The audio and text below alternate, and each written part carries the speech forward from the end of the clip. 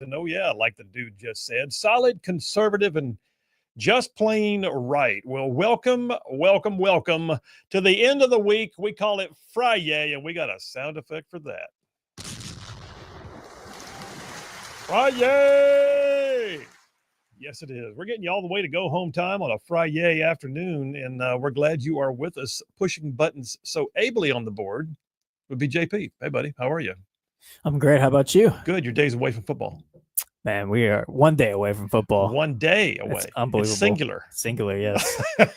Can't believe it, but it is upon us. Yes, indeed it is. And speaking of which, coming up later in the show, we got another round of JP on sports. That we do. I suspect football will be touched on. Maybe, yeah. Okay. Just a little bit. All right, JP on sports coming up halfway through hour number 2 here on a Friday afternoon, as always. And then there's still, by golly, a big old triple dipper. So hit it, man. The Triple Dipper. 3 stories you've got to know. That's right, the Triple Dipper, 3 stories, 3 themes, if you will, that you got to know as we run today's show. First out the gate, I didn't get to it yesterday. I'm getting to it today. By golly, don't mess with Texas.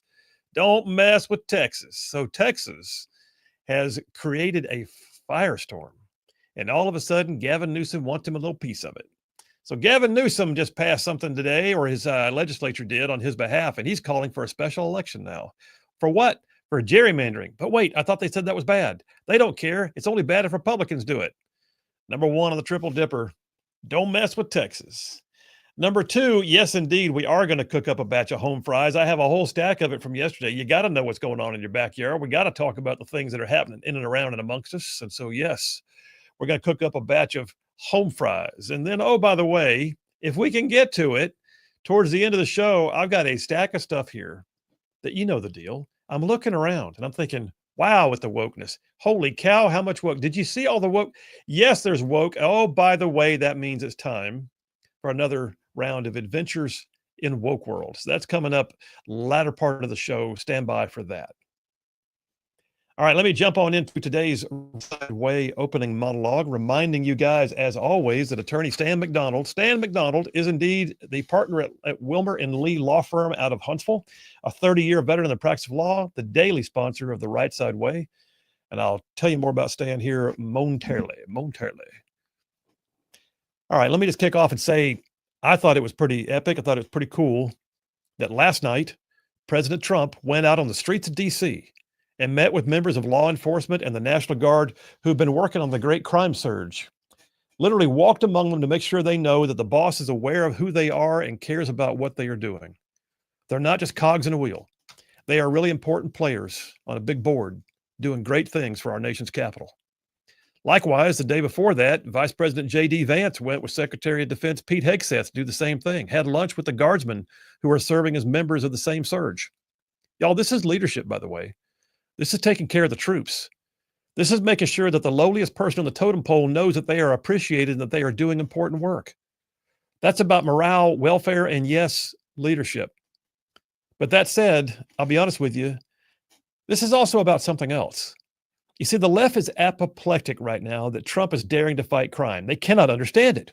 It's as if they are defending the rights of the criminals to be, if you get down to it. I don't know, criminals, but hey, Trump's doing something very important. He looked around at the beautiful capital city of Washington, D.C., and he decided something needed to be done. He realized he actually held the opportunity right there in the palm of his own hand. The control of D.C.'s destiny was his to impact. You know what he did? Well, he did it. That's what. And why? Because he could, and because he should, and because it was his to do. Look, Trump knows he can't end all crime. He can't put a damper on crime everywhere, but he can put a damper on it in D.C.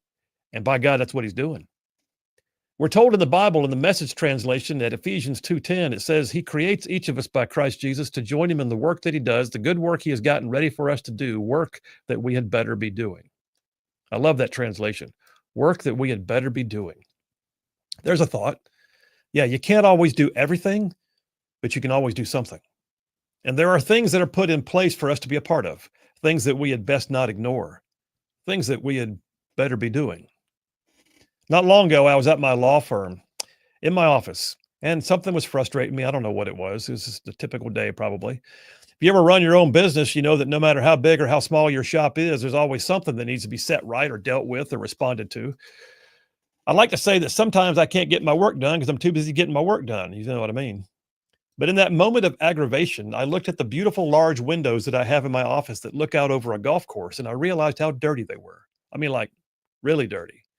I had been so busy that I hadn't even noticed, but as I stood there catching my breath, I realized the beauty of my office was being clouded up by dust and pollen on the windows. So I stopped what I was doing. I got some Windex and paper towels and I made those windows shine. I told one of the great people that works for me that I can't always control the world around me, but I can make sure my windows are clean. And that's true. I can't fix it all, but there are things that I can do to take the best care of what I've got. My granny was like that. My granny, she and my granddaddy, they had a humble home in West Birmingham. He passed away in the late 70s. She continued on until roughly 1991. But it was where she stayed. She lived there for over half a century, and it was a modest little 2-bedroom home with no air conditioning. But her kitchen was always clean, and her porch was always swept.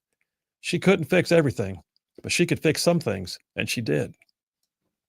Recently, I heard a quote on TV that just sat well with me. Charlene and I love to find a good show we can watch. We call it watching our show. We've watched every season of Blue Bloods, and then we started watching Chicago Fire. Pretty solid characters there, and one of them is a character named Chief Wallace Bowden, played by Eamon Walker, the character who runs Firehouse 51 in the show. In one of the episodes, he was talking about some life issues he was facing, and someone advised him he might want to back off on something. His response was, "It's better to die on your feet than to live on your knees." Wow. Better to die on your feet than to live on your knees. That just got all over me, and that quote has now been added to my notebook of favorite quotes. But y'all, he wasn't talking about something that would actually kill him. He was talking about taking the reins on things, not just rolling over in life. You see, we can't always control the things that go on around us. We can't always make all the hurt stop. We can't always make the naysayers change their ways. But what we can control is how we react to the world around us. Chief Bowden was saying that. He was saying that how we respond says as much about who we are as anything else. And I try to live that way. Some might call it bullheaded or stubborn, but I tend to call it stick-to-itiveness. There's a word for you. I can't make the long trip shorter, but I can still take the next step. I can't make the rain stop falling, but I can fix the leak in the roof. I can't get everything done, but I can do what's in front of me to the best of my ability. It's an attitude that we have to have. We have to have it because life will throw curveballs and drop a crisis or 3 in front of us at any given time. But if we have laid up a lifetime of dealing with small stuff, we're going to be better suited for when the big stuff comes. I know it sounds simple, but there is a reason why the Army sends somebody to basic training before they send them to advanced training, because there are small things that need to be learned before you do the bigger stuff. And when the crisis comes, it's the small stuff that all wraps together like muscle memory and gets us through it. If you've built a lifetime of dealing with the small stuff, you'll be more likely to stay on your feet. I remember at Ranger School many moons ago, there were days that I wanted to quit, sometimes multiple times a day. Guys to my left and right were dropping out due to injuries or just not making the standards, and the constant lack of sleep to the point of hallucination, the constant lack of food to the point that I lost 30 pounds, the constant harassment, the movement, the physical challenges. There were mountains and swamps and deserts and parachute jumps and rappelling off cliffs and patrolling at all hours. And at one point, I actually had to recycle what was, in my opinion, the worst phase of all, the swamp phase in the swamps of North Florida. The idea of having to do the swamps twice just made me physically ill. I'm not going to lie. The notion of repeating the swamp phase, that was an emotional event for me. Nobody should have to do that twice. I can't do that, I thought. This isn't worth it, I thought. But in the end, with some encouragement from my amazing wife, I realized the goal was not so much the ultimate outcome. The goal was just the next step. I could not control whether I was going to get all the way to day 60, but I could control whether I rucked up and took the next step on day 30, and then the next step, and then I cleaned my weapon, changed my socks, and took the next step. And amazingly, one day I realized it was already day 60.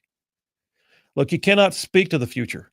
You cannot control tomorrow, but you can look to where you are and you can make sure the windows are clean, the porch is swept. You can make sure you take the next step. Admiral William McRaven was a career Navy SEAL. He was a retired 4-star admiral. He was the former commander of all U.S. Special Operations at one point. Upon his retirement, he became the chancellor at the University of Texas System, and he gave an amazing commencement speech at Texas in 2014. It's one of my favorite speeches. It's called Make Your Bed. If you've never watched it, I want you to look up McRaven, Make Your Bed. It's the best speech. You'll be inspired by it. It's some of the best life advice in that speech that I've ever heard. And it was designed to say exactly what I'm saying right now. In the speech, McRaven gave some life lessons to the graduates that came from his own experiences. He talked at one point about how every morning at Buds, that's where you learn to be a SEAL. He was training and learning what it meant to be a SEAL at the basic underwater demolition school, Buds, and the instructors would show up and inspect his bed. Why?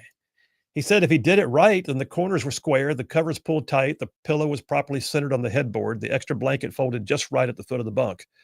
He said that it was the most mundane task, but they did it every single day. He thought that it was ridiculous for men who were aspiring to be warriors to be forced to make their beds. But then he said this, and I'm going to quote it directly.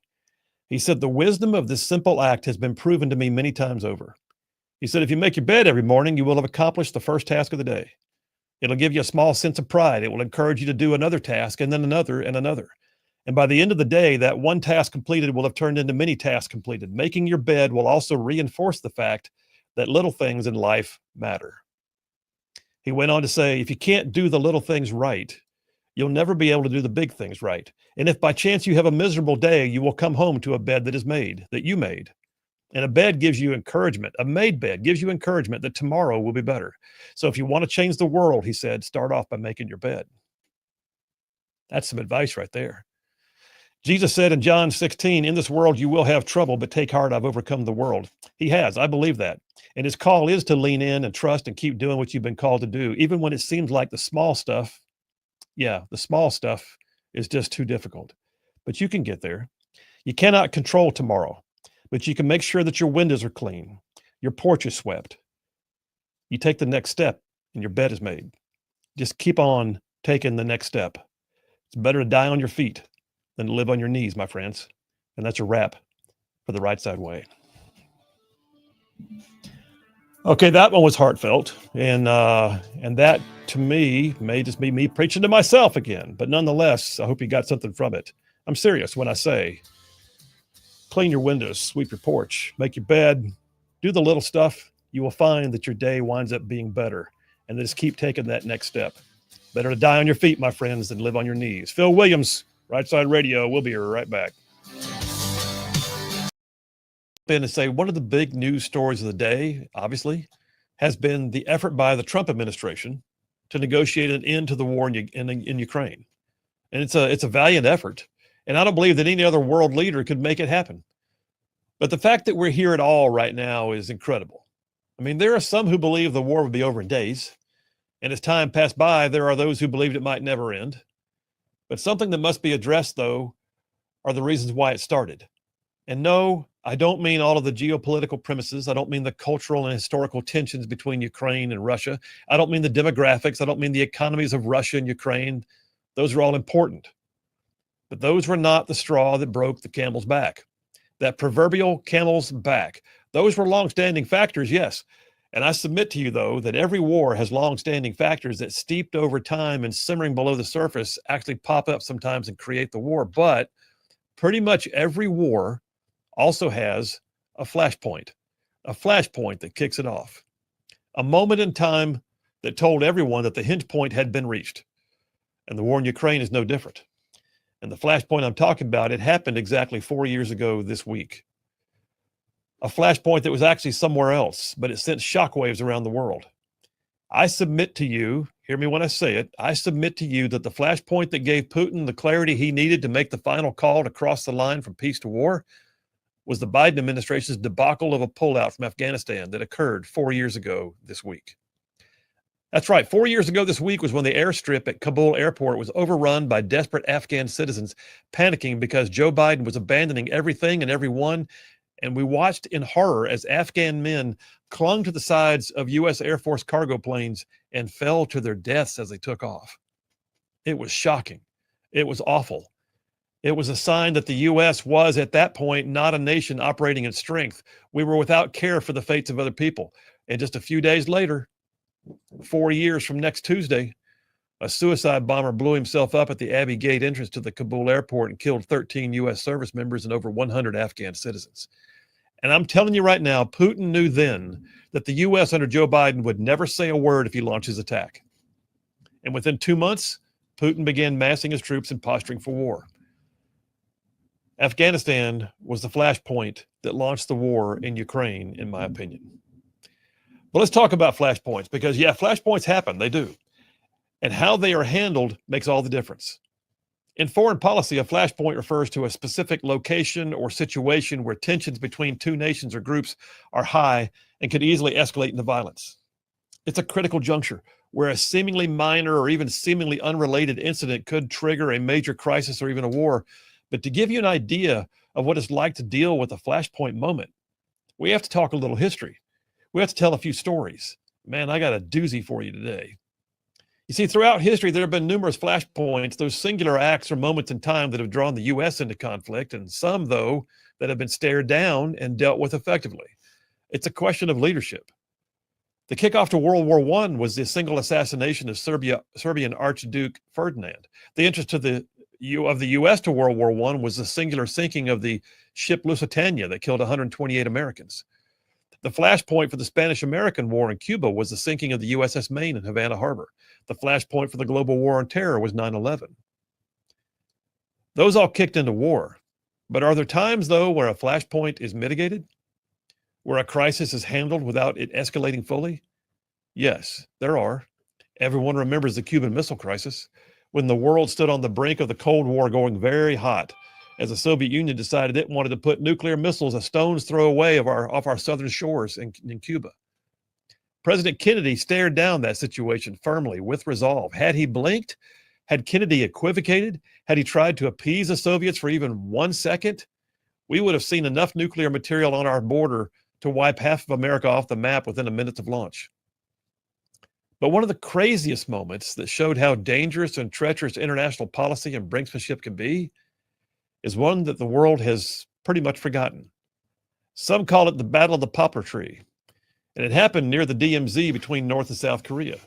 It's a story that I got to tell you because, interestingly enough, the anniversary of the flashpoint that I'm about to tell you is also this week.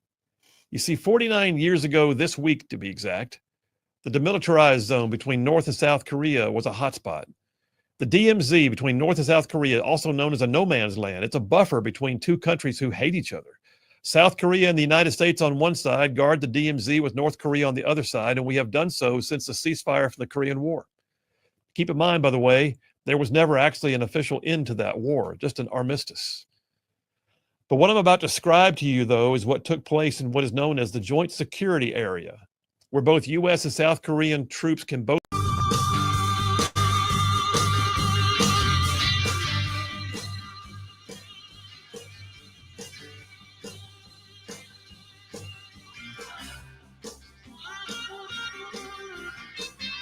And we are back. Phil Williams, Rightside Radio, solid, conservative, and just plain right. Just like pulling pins on truth grenades. That's what we're doing. I might need to make that one of our new mantras. You know, like I quote all these things like pulling pins on truth grenades and saving the world one soundbite at a time. Better to live on your feet than to die on your knees. That is a great quote. I like it. Or is it better to die on your feet than live on your? That's what it was. Better to die on your feet than live on your knees. Thank you. I know what you meant. Yeah. Thank you very much. You're here to interpret. Appreciate you. Hey, real quick, I got to tell you about attorney Stan McDonald. Yes, indeed, Stan McDonald. So Stan McDonald, partner at the law firm of Wilmer and Lee, a 30-year veteran in the practice of law. Stan McDonald is not only, by the way, a great attorney. Stan McDonald is also, by the way, a longtime conservative. He's been in the trenches, in the mix, in the fray for years on all the things that right-side ruffians care about. So he's one of us is what I'm saying. But yeah, attorney Stan McDonald, he has represented his clients in literally thousands of real estate transactions over the years. He knows how to represent you in any local, state, or federal court. I like to say, if Stan McDonald is on your side, you're going to have no greater friend. Likewise, your adversaries would have no greater foe. So yes, indeed, Stan McDonald, law firm is Wilmer and Lee. I'm going to give you his phone number. Stand by. Here it is. Stan McDonald, 256-479-3020. That's Stan McDonald, 256-479-3020. And do tell him you heard about it on Rightside Radio. And no representation made that quality legal services is bad at all. It's really good. It's Stan McDonald. I advertise him on Rightside Radio. What could go wrong? There you go. I'm nice. You got the whoop whoops this time. That was good. Try to change it up. I like it. I like it a lot. Text lines are open, 833-687-4448. That's 833-68-RIGHT. Text it or call it, same number for both. I'd love your thoughts on the monologue. And by the way, if you've ever seen, and if you haven't seen it, listen, it's the best. It's just a great, about 15-minute speech of Admiral McRaven doing the make your bed speech. All you got to do is do Admiral McRaven, make your bed. I guarantee you'll find it. You'll see him standing there in his dress uniform, and what's kind of funny is, at the end of it all, there's the Navy SEAL Admiral who says, the final words, and then he says, hook 'em horns. And because he's speaking at one of their commencement addresses. But yeah, it's a great, great speech. It's literally one of the classics. So let me get a couple of texts real quick before we go. I saw Pastor Joe from Athens just asked about that passage. Yeah, thank you very much. And Pastor Joe, by the way, that's in the Message translation. So if you would, by the way, text him back on that real quick. Type in Message translation because that's important to get it that way. I love the Message paraphrase. It is so easy to work with sometimes, and it also helps put it down where the baby goats can get to it. John from Harvest says, Phil, love the monologue and the quotes from Ephesians and John. He said, when my kids are worried about what may happen in the future and what to do, I usually say, no one can say with certainty what the future holds.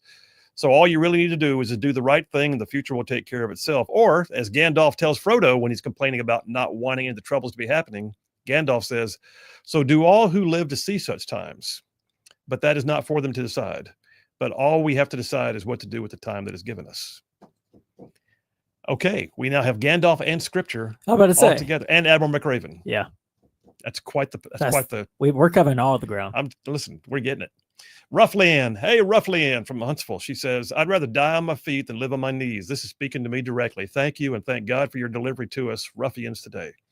Thank you, my friend. She says, "Your encouragement is such a gift to us. I wanted to find a way to glorify God today. I think doing the little stuff is a perfect way to show Him our devotion to this life that He gave us." Roughly Ann. Get her done, sister. Just get her done. David at Bucky's, I responded to his text. For some reason, not going back through. I can't figure out why. But David from Bucky's, I'm trying to respond to you, so I'll get it back to you later. TL from Huntsville says, another great monologue, Phil. The little things do matter. You'll never change your life until you change something you do daily. The secret of your success is found in your daily routine, says John Maxwell. One of my favorite authors, TL. One of my favorite authors of I would say, authors of truth. How about that? John from Huntsville checks in, says, Phil, spectacular monologue. Also, did you hear about the deadly tour bus crash in Western New York? I have not. Well, I take it back. I saw a headline. Maybe I did know. There was life flight coming to the, I didn't know where it was, though. So, by the way, JP, tomorrow college football is finally back. If anybody wants to join my Rightside Ruffians Yahoo College Pick'em football group, all you need is the password Rightside. John in Huntsville. And Pastor Joe got the word about the message. All right, listen. We'll be right back. Phil Williams, Rightside Radio. Y'all stay tuned. We will be right back. And have a presence. It's kind of like that spot where both sides can meet. You've seen pictures of President Trump meeting there with Kim Jong-un. But on August 18th of 1976, Captain Arthur Art Boniface, a 33-year-old U.S. Army airborne ranger and Vietnam veteran, was leading a routine mission to trim a tree that was blocking our view from observation points in the DMZ, and things went horribly wrong. He was on-the-ground commander of a joint security force, and Boniface and his men were confronted by approximately 15 North Korean troops led by a guy named Pak Chul. Pak Chul was nicknamed Lieutenant Bulldog because he had been constantly in frequent confrontations with the Americans. After a few tense minutes of attempted intimidation and posturing, the North Korean officer approached Captain Boniface and demanded that the U.S. soldiers stop trimming down the tree because it had allegedly been, quote, personally planted and nourished by Kim Il-sung, which is a joke, but he probably believed it. Boniface was unfazed by the arrogant North Korean officer. He turned away and began ordering his men to continue their work trimming the tree. Moments later, a truck with 20 additional North Korean soldiers showed up, all of them carrying crowbars, steel pipes, clubs. And what happened next would shock and enrage Americans, South Koreans, and freedom-loving people all over the world. It became a massive flashpoint. It could have gone to war. According to eyewitnesses, Lieutenant Pak calmly took off his watch, wrapped it in a handkerchief, put it in his pocket, and then yelled, "Kill them!" And instantly, the North Korean soldiers, under direct orders from that lieutenant, began beating and hacking the American and South Korean soldiers near the tree. In the next 30 seconds or so, Captain Boniface, who was actually scheduled to leave Korea the following week to be reunited with his wife and 3 children, and a First Lieutenant Mark Barrett, a 25-year-old Jacksonville, Florida native who had recently married, were both bludgeoned to death. U.S. forces in Korea immediately went to DEFCON 3. Within hours of the brutal murders, the North Korean government issued the following statement. They said, quote, "At 10:45 a.m. today, the American imperialist aggressors sent 14 hoodlums with axes to the joint security area, and they attacked our guards en masse, committed a serious provocative act of beating our men and wielding murderous weapons." Please. 2 days later, the bodies of Captain Boniface and Lieutenant Barrett were escorted to Kimpo Airport outside of Seoul and flown to the United States, where both men were buried with full military honors. On August 21st, the United States, in a plan that was promoted and authorized by none other than President Gerald Ford himself, launched what became known as Operation Paul Bunyan. JP is going to put a picture up on the screen right now. Operation Paul Bunyan. Yep. The Allies sent 23 American and South Korean vehicles filled with soldiers and a 64-man task force of South Korean special forces right to the site of the incident. They had U.S. Army Cobra attack helicopters on the horizon, B-52 bombers and F-4 Phantoms flying overhead. The USS Midway task force was streaming offshore, and the Americans cut down that whole daggum tree.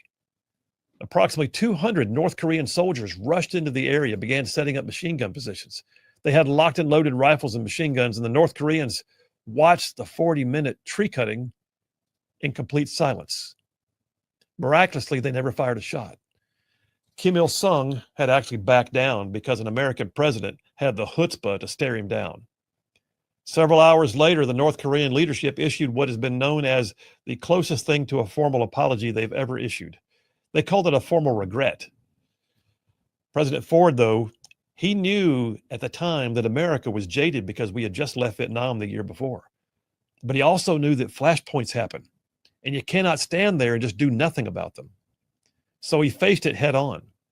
Yes, flashpoints happen. The world's a crazy place sometimes, and it's filled up with things that most of us never even know about. At any given time, a madman, an assassin, a crisis, a pandemic can arise and set everything on edge, and sometimes those moments are the flashpoint in a geographical area or in the middle of a competing interest or a historical grievance. What matters most, though, to decide whether it's a flashpoint for peace or war is leadership. Real leadership, the kind that can be tested and proven worthy for such a time as that. That's why elections matter. That's why who we put in office matters, because flashpoints happen, but leadership can actually keep it in check. 2 major flashpoints. One that Biden caused launched the war in Ukraine, in my opinion, 4 years ago.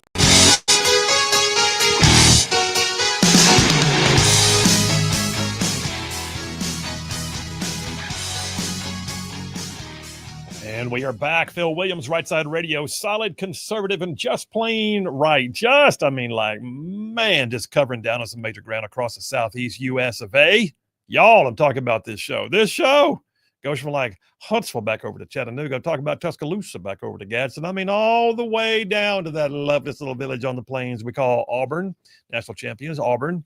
Once again, straight across the line from there to what we call Fort Benning. And then big old patches in North Georgia and Mississippi all thrown in just for good measure. I got the smirk from JP on the national champions thing.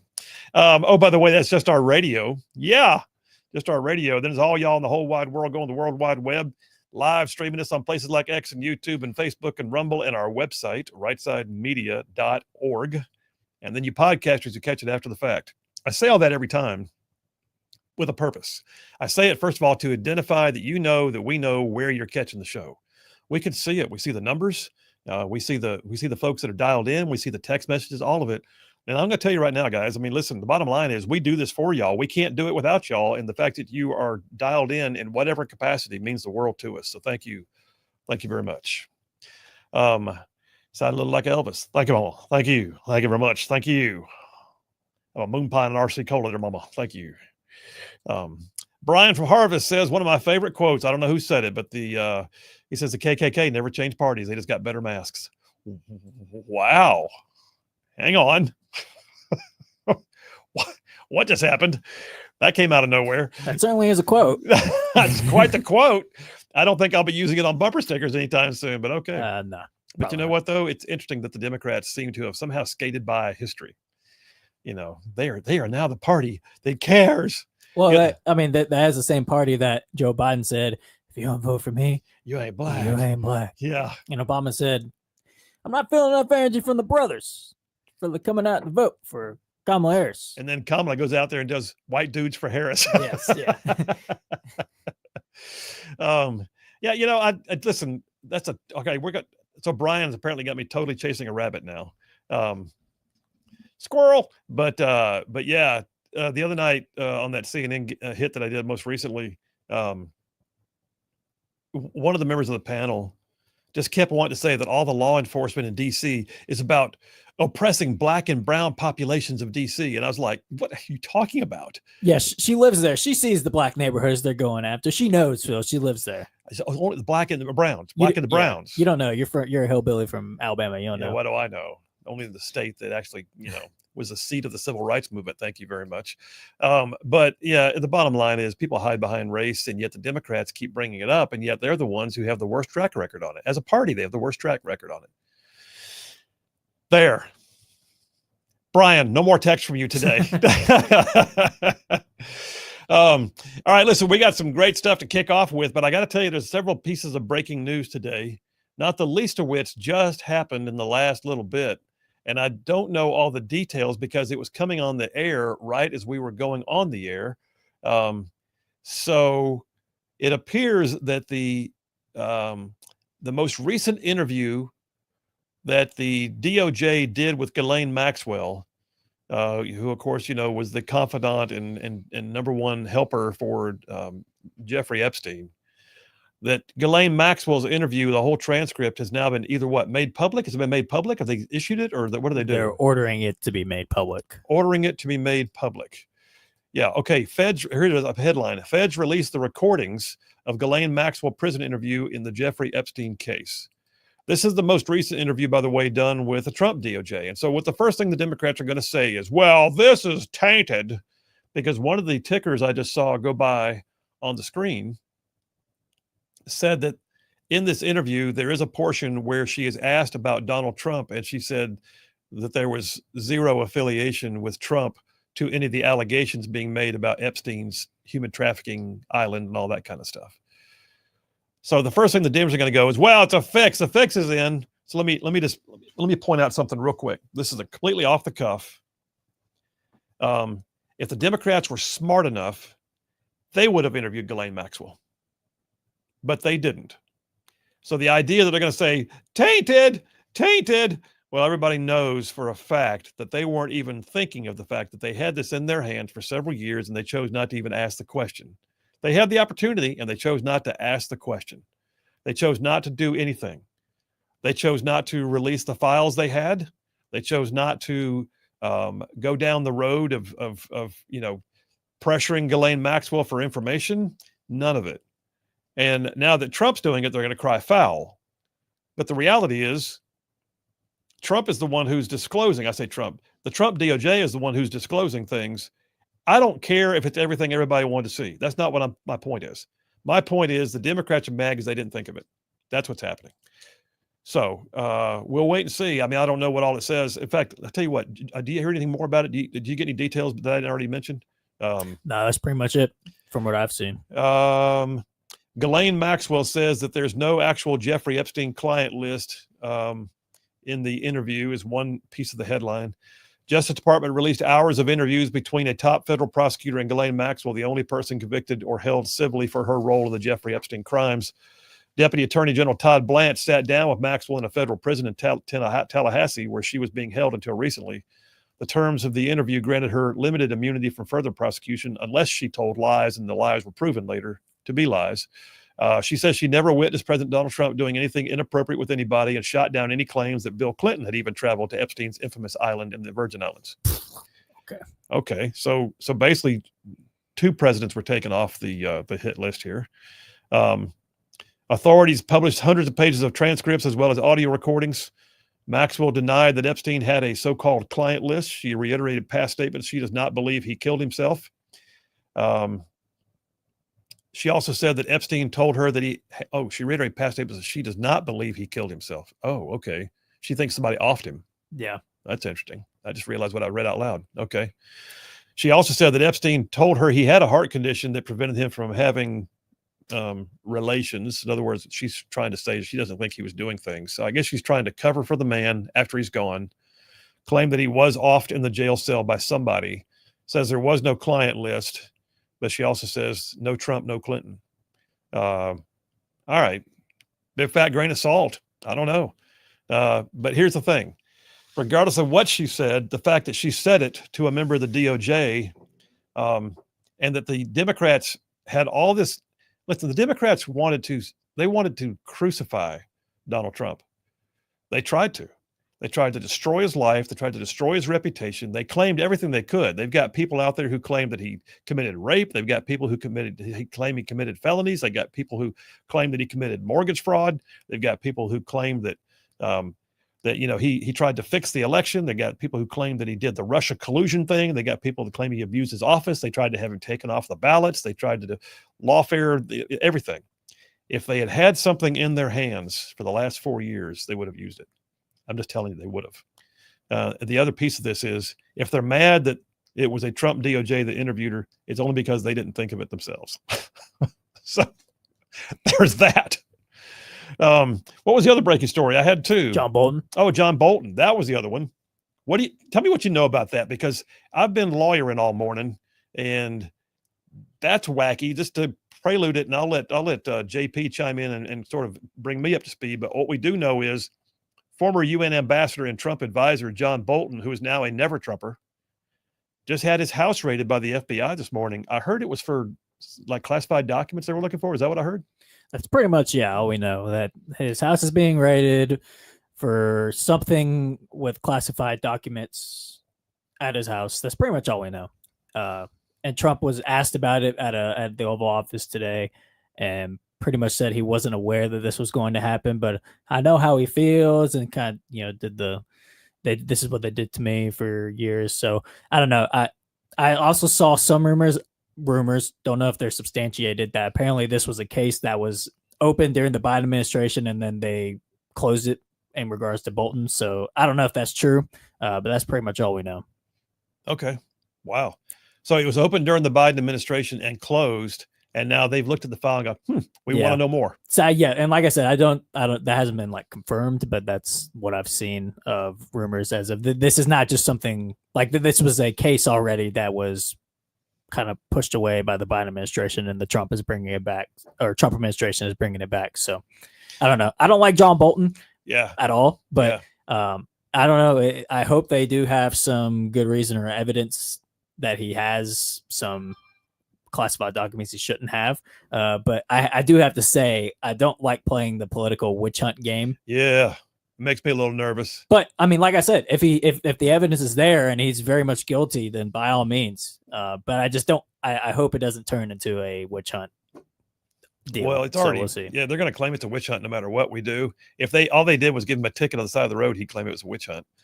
John Bolton hates Donald Trump now. But I don't know, man. I wait and see. Right now, what we know is the classified documents case against Trump fell apart. The classified documents case against Biden seemed to never go anywhere. In fact, it went away just simply because they decided he was too old and doddering to be a witness in his own trial. So there's that. It does not mean, though, that John Bolton, who's a former national security advisor, if I'm not mistaken, if he has classified documents in his possession that he shouldn't still have, then, and keep in mind too, earlier this year, I don't know what they're going to find. If this was related to an old investigation about something, then it predates, obviously. We'll figure it out. But there's also the fact that earlier this year, he was one of many who lost his security clearance, because a lot of these guys still provide consulting fees, consulting opportunity. I mean, get a fee for consulting, and they can consult on classified matters. And I get it. They still carry their clearance. And they've been cleared at the highest levels. Well, he lost his clearance along with, James Clapper and some of the others that were all just, former ragamuffins. Anyway, Bolton lost his security clearance early this year. Having lost his security clearance, if there's anything in his house that he shouldn't still have, that's going to be interesting. But I agree with you. It's makes me antsy when I start seeing what appear to be like get back raids. Yeah. And I can't remember who said it. It may have been somebody like Tucker or something, somebody who lived in DC for a long time, was like almost every politician is guilty of having some to some extent documents left over that I don't know. It kind of seems like a low hanging fruit thing of they went after Trump for something that almost every politician in DC is probably guilty of to a certain extent. So I hope it's not the same way around where they're getting Bolton for something that's just easy. But I don't know. Like I said, we'll see. Maybe he is guilty of something serious. But we will see. And classified documents is a big deal. Then again, sometimes it's classified and it shouldn't be. Yes, that's kind of what classifications get really wacky. I'll never forget. I knew a guy in the military who he had a picture of himself that had been submitted as part of a overall, like presentation that was classified. It was labeled secret, which is one of the lowest levels of classification you can have and still be called clearance. But it was nonetheless, the picture was branded secret, but it was a picture of him, of himself. And that's kind of what I was getting at. And he got in trouble for having it on his computer because it still had the brand at the bottom, the little nomenclature that said secret. Well, it was him. Yeah. It's a picture of me. Anyway, not of me, of him. But yeah, John M. from Huntsville has checked in and said, I don't think what Bolton experienced yesterday was a raid. Words have meanings. Maybe not a raid in terms of like, them kicking in the door, using a battering ram as they come in, announcing themselves. But they definitely showed up and they went through his house with a warrant. And were there for 5 hours. And were there for 5 hours. And we understand they probably took some things with them when they left. So that still qualifies as a raid. Maybe not a announce yourself and bust the door down kind of raid, but nonetheless, there it is. By the way, breaking news right now, too, on CNN, looking up here on the big screen, Kilmar Abrego Garcia has been released from criminal custody in Tennessee. He's the guy, if you remember, that was deported down to El Salvador, brought back up here to face human smuggling charges. He's apparently been released from jail in Tennessee. I'm wondering if ICE is going to swoop in and get him. I don't know. We'll see. They zipped him away from the Purple Walk coming out of the jail, though. All right, listen, we're going to take a break. I just ran long. We're going to take a break. We'll come right back. I got stuff to talk about, you guys. We're going to talk about Don't Mess with Texas. Phil Williams, Rightside Radio. Y'all stay tuned. We'll be right back. The interview we just had with Mike Durant, author of In the Company of Heroes, the pilot who was shot down in Black Hawk Down. He became a national icon, an international icon, really, as images of him being held captive in Somalia were transmitted around the world. The way he tells his story, though, is as amazing as his story. So sit back, enjoy your time, hear about things that you're going to think about for the rest of your life after this discussion we're going to have with Mike Durant on the Just Right podcast. Yeah, let's do a show. 1, 2, 3, hey! Hey, Mike Durant, thanks for being here today. My pleasure. Well, it's my pleasure, and I'm honored to have you. And listen, I'm going to run through just a quick intro of who you are so folks knew who I got sitting across from me. All sure. Right? Mm-hmm. Some of this is going to be unpacked in more detail, but I know for a fact you were born in New Hampshire, but you call Alabama home, have for a number of years. 22 years active military. Mm-hmm. First enlisted, I think, in 79? Weren't you a Spanish linguist? I was. Yeah. And don't ask me to speak Spanish. They taught us to, the school that I went to, the focus was to just be able to understand it, not speak it. So I can still understand a little bit, but I'm not a very good speaker. Did some intercept work down there in Panama, right? I did. Yeah. I got family ties there. My grandfather was post commander. It was at Corzal, I think it was one of the, years ago. Became a warrant officer in 83. Which I still don't understand the warrant officer mafia. I never knew whether you guys got saluted or what was going on with that. But anyway, warrant officer in 83, flight school, Fort Rucker. 5 years later, you were selected for the elite 160th Special Operations Aviation Regiment, the Night Stalkers, which we're going to talk about in a lot of detail. 3 distinguished flying crosses, Bronze Star with a V device, Purple Heart, and fairly rare in modern times, a Prisoner of War medal. And then you retired as a CW4, am I right? Chief Warrant Officer 4? That's correct. 2 DFCs. 2 DSCs. Yeah. Well, okay, just 2. Got your undergrad and your master's from Embry-Riddle, is that right? That's correct. And built a successful defense contracting firm, Pinnacle Solutions, which you've retired from now. And you're married, and most importantly, you've had 6 kids. We do. Got your own basketball team. Yeah, with some bench. Well, good enough. Well, hey, thanks for being on the Just Right podcast. Appreciate you. Again, my pleasure. I do always enjoy time spent with you. I think, we certainly have some common history, and you get it. And it's kind of nice to talk to people who get it, because when you talk to people who don't get it, it's a little bit frustrating, and you got to get drilled down into areas you feel like it's tedious, but with you, that's not the case. Well, I appreciate that, man. Thank you very much. And we'll just have to make sure we don't slip into acronyms or something like that. Well, that is easy to do, and then you can lose a lot of folks that way. But I've gotten pretty good at trying to avoid that. Well, let me ask you this. I want folks to get to know who you are as much as your story, because your story is amazing. I've got your book sitting right here in the Company of Heroes. I read it years ago, and I've had a copy on my shelf. In fact, I think I told you before the show, my son nabbed it. He's stationed down at Benning, so he's got it with him, so I had to get another copy for today. But let me ask you, how did it start with you in the military? You're a kid in New Hampshire. Why the military? I mean, what happened there that said, that's where I want to lead my life? So, I characterize myself as a blue-collar kid. I mean, working parents, we were certainly not poor, but we weren't really well off either, and never saw myself as necessarily college material. I did fairly well in school when I tried, but I wasn't necessarily motivated to go to college. And I lived in a paper mill town, and a lot of people went to work in the mill. And there's nothing wrong with that. We need people to do that. That's, if that's what you want to do. But I just couldn't see myself doing that for the rest of my life. And when I was about 14, and it's about the time you start thinking about, what am I going to do when I get out of college? Doesn't keep you up at night, but, you start pondering that kind of stuff.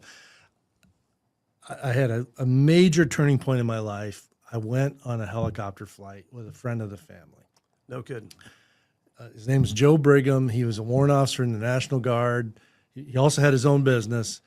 And as I found out later, I wasn't the only young teenager that he ever did this with. He took a few of us up that he wanted to try to inspire, and it absolutely impacted me. I mean, no kidding. We're flying over Mount Washington, which is the highest mountain in the Northeast. It's 6,280 feet. We're basically hovering.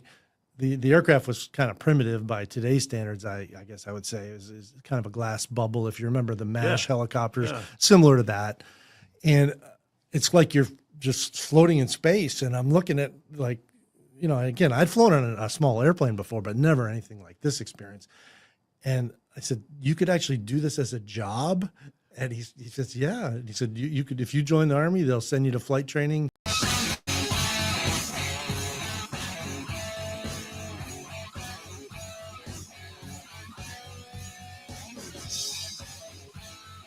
And we are back. Phil Williams, Rightside Radio, solid conservative and just plain right. Just making common sense like a superpower. Hey, by the way, the lovely Charlene just texted in about John Bolton. She said, with regards to John Bolton's house being raided, there's also some suspicion that Bolton had used classified information when he wrote his book. So that would be interesting. If he took classified information home, which was classified, and then used it to help him write a book, he may have knowingly violated the terms, or the conditions of classified information being used. That's not what it's for. So, yeah. When I left the Pentagon, I've been working on what's called SAP programs, special access programs. And when I got my read out, they call it, the read out says, the lady looked at me and goes, if you ever write a book, we have to read it first. And I went, okay. As they should. Yes, as they should. Charlene just followed up, by the way. She said they were talking about it on Fox, said that it was thought that he took notes during classified meetings and then used the notes in his book. Dana Prieto said, that's why I never took notes. Put down the pen, she said. Wow, good stuff. I tell you what, we're gonna get on the dippers here in a minute, but there's so many things that are happening today, and they're not all huge in and of themselves. But I can take it back. The Ghislaine Maxwell thing is huge, and I guess the Bolton thing is huge. But there's like other little tidbits that I find to be very interesting. You had one a minute ago. Tell me what'd you find a minute ago? So Omar Fateh, who is that guy, Zohar Mamdani in New York. This guy is running a Somali, by the way, running for the Minnesota mayor race as a socialist, self-avowed socialist. He actually got his endorsement from the Democratic Party in Minnesota revoked. Wow. or his nomination revoked. So apparently, according to the New York Times, I'm reading here, in a statement posted Thursday, Democratic Party officials said that a series of lapses had preceded Mr. Fateh's endorsement, and the first involved a meltdown of an online voting system that resulted in a substantial undercount in the first balloting. Said that undercount actually unfairly disqualified a third candidate from advancing to an additional round. He got Joe Biden. He did, yeah. They just slapped a Joe Biden clause on him and said, "We need another candidate." Yes. So actually, in Minneapolis, there's not a primary with parties. Yeah, it's allegedly apolitical. But however, the endorsements go a long way. So I don't know. And he's running against Jacob Frey, the current mayor, who took a knee before George Floyd's casket, by the way. So I don't know. Who knows? I think both are pretty bad choices. But I'll tell you what, though, that guy Omar Fateh, he is awful. He is absolutely. I mean, he actually still identifies as a Somali. Yes, like he's from Somalia. And listen, okay. It's pretty amazing. On the one hand, I totally get what the Democrat Party's doing. They're like, oh God, we can't have this. He's already saying that this is the establishment attack against him because his message is working. It's like, okay. It probably is the establishment working against it. All right. I had one that was very small. So there was talk about whether or not, because we're seeing a lot of guardsmen, and we've had the Texas National Guard doing Operation Lone Star for the longest time now, several years. We've had other state National Guards, including Alabama, that have all sent their members or members of their state National Guards to the southern border to serve in a capacity related to border control and border security. Having said that, there was talk about there being a border medal, like the Department of Defense is standing up a brand new border security medal. Pete Hegseth just texted out in the last little bit here. He said, border medal, yes. A new medal, no. We have proudly revived the 1918 Mexican Border Service Medal. So just so you know, there's a huge Alabama connection to this. I love the book. I've talked about it on the show several times, called Send the Alabamians. It's a story of the 167th Infantry, which is still a part of the Alabama National Guard. I was the battalion commander for the 167th at one point. Great unit, legacy unit, served on the Mexican border, chasing Pancho Villa, who had been raiding U.S. towns across the border. And this is the Mexican Border Medal from 1918 being revived for use now for those who have served on our border again. Very interesting, very telling. Phil Williams, Rightside Radio. Y'all stay tuned. We'll be right back. And you could do this as a career. And I'm like, okay, if this is a possibility for me, yeah, I'll take it. And ultimately, when I got old enough, I went and talked to the recruiter. And you probably heard the joke, a recruiter's line because their lips are moving. They have a quota. They're trying to fill certain slots. Sure. And there are programs that are available sometimes, and sometimes they're not. And he told me, sorry, but flight school program's not available for people coming right in off the street. You're going to have to join the military first, and then you can apply for flight school afterwards, which is all correct. But I didn't really know whether he was telling me the truth about, could I have applied to go directly to flight school? But either way, and another smart thing I did, and I'm not the smartest person in the world, but I have made some good decisions along the way, is I spoke to someone else about joining the military. And I think you and Jared had talked about this, or he did. And you don't want to just go join the military, right? There has to be a purpose to it. I mean, serving the country is noble and it's great, and we need people to do that. But for you as an individual, you should also be thinking about, what can I do with this in the life after the military? Sure, absolutely. And I was offered to go to, as we discussed before we got on camera, the Spanish language school in Monterey, California, to be in military intelligence. And how marketable is that? I don't know. But, I was convinced that, well, they'll send me to school for a year to learn Spanish. I'll be a military intelligence analyst. That's probably something sounds sexy. Worth something, yeah.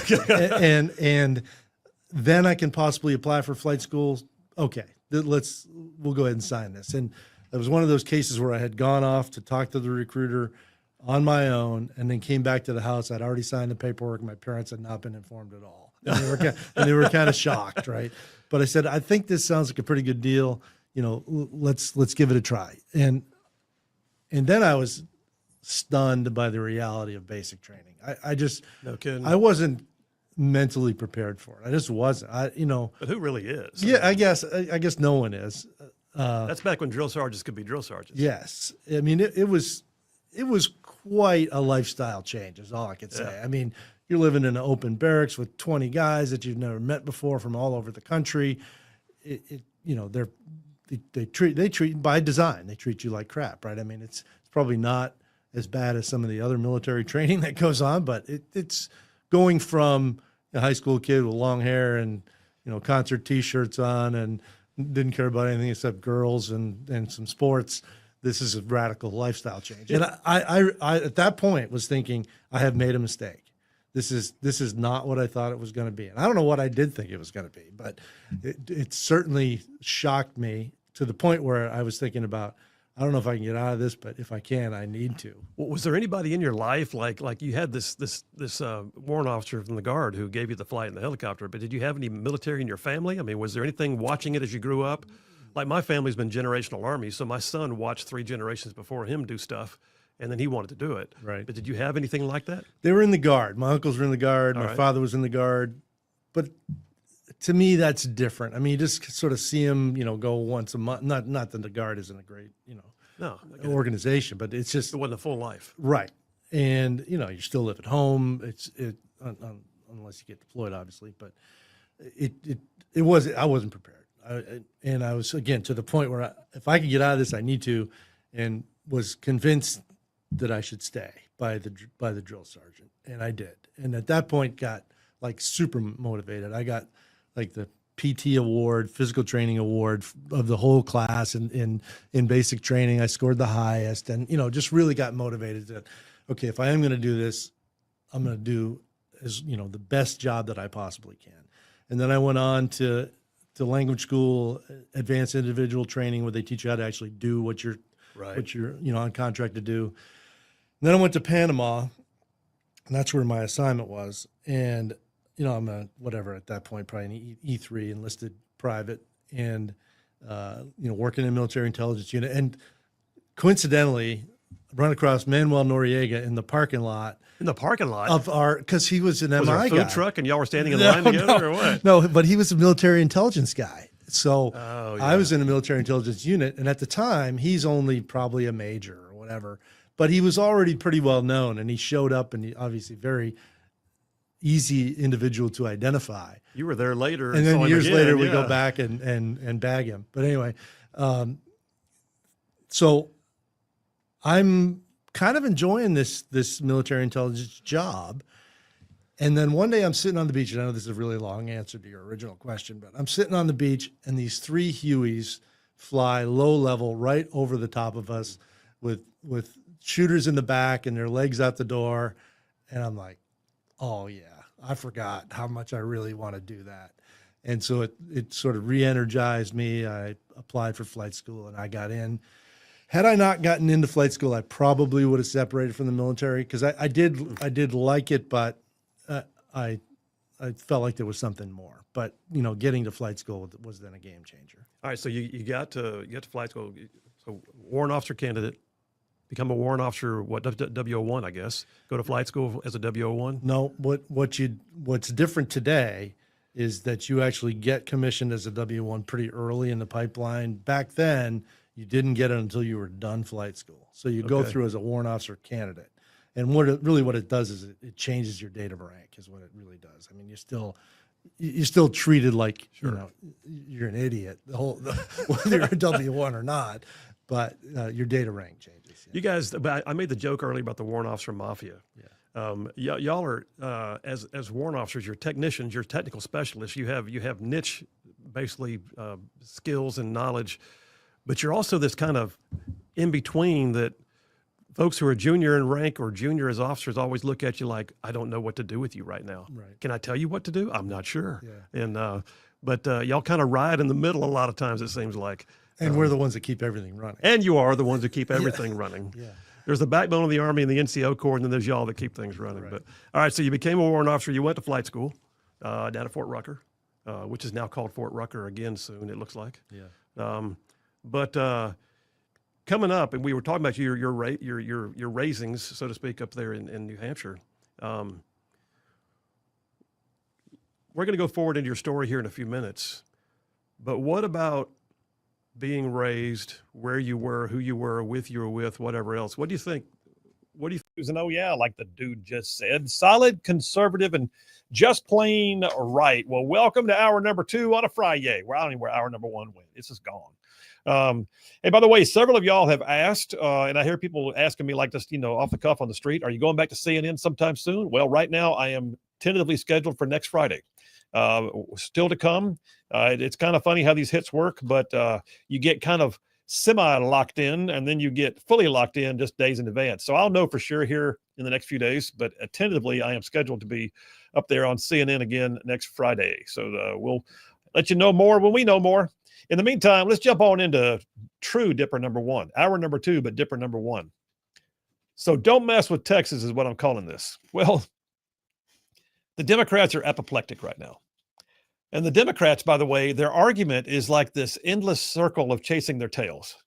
It's kind of funny to watch.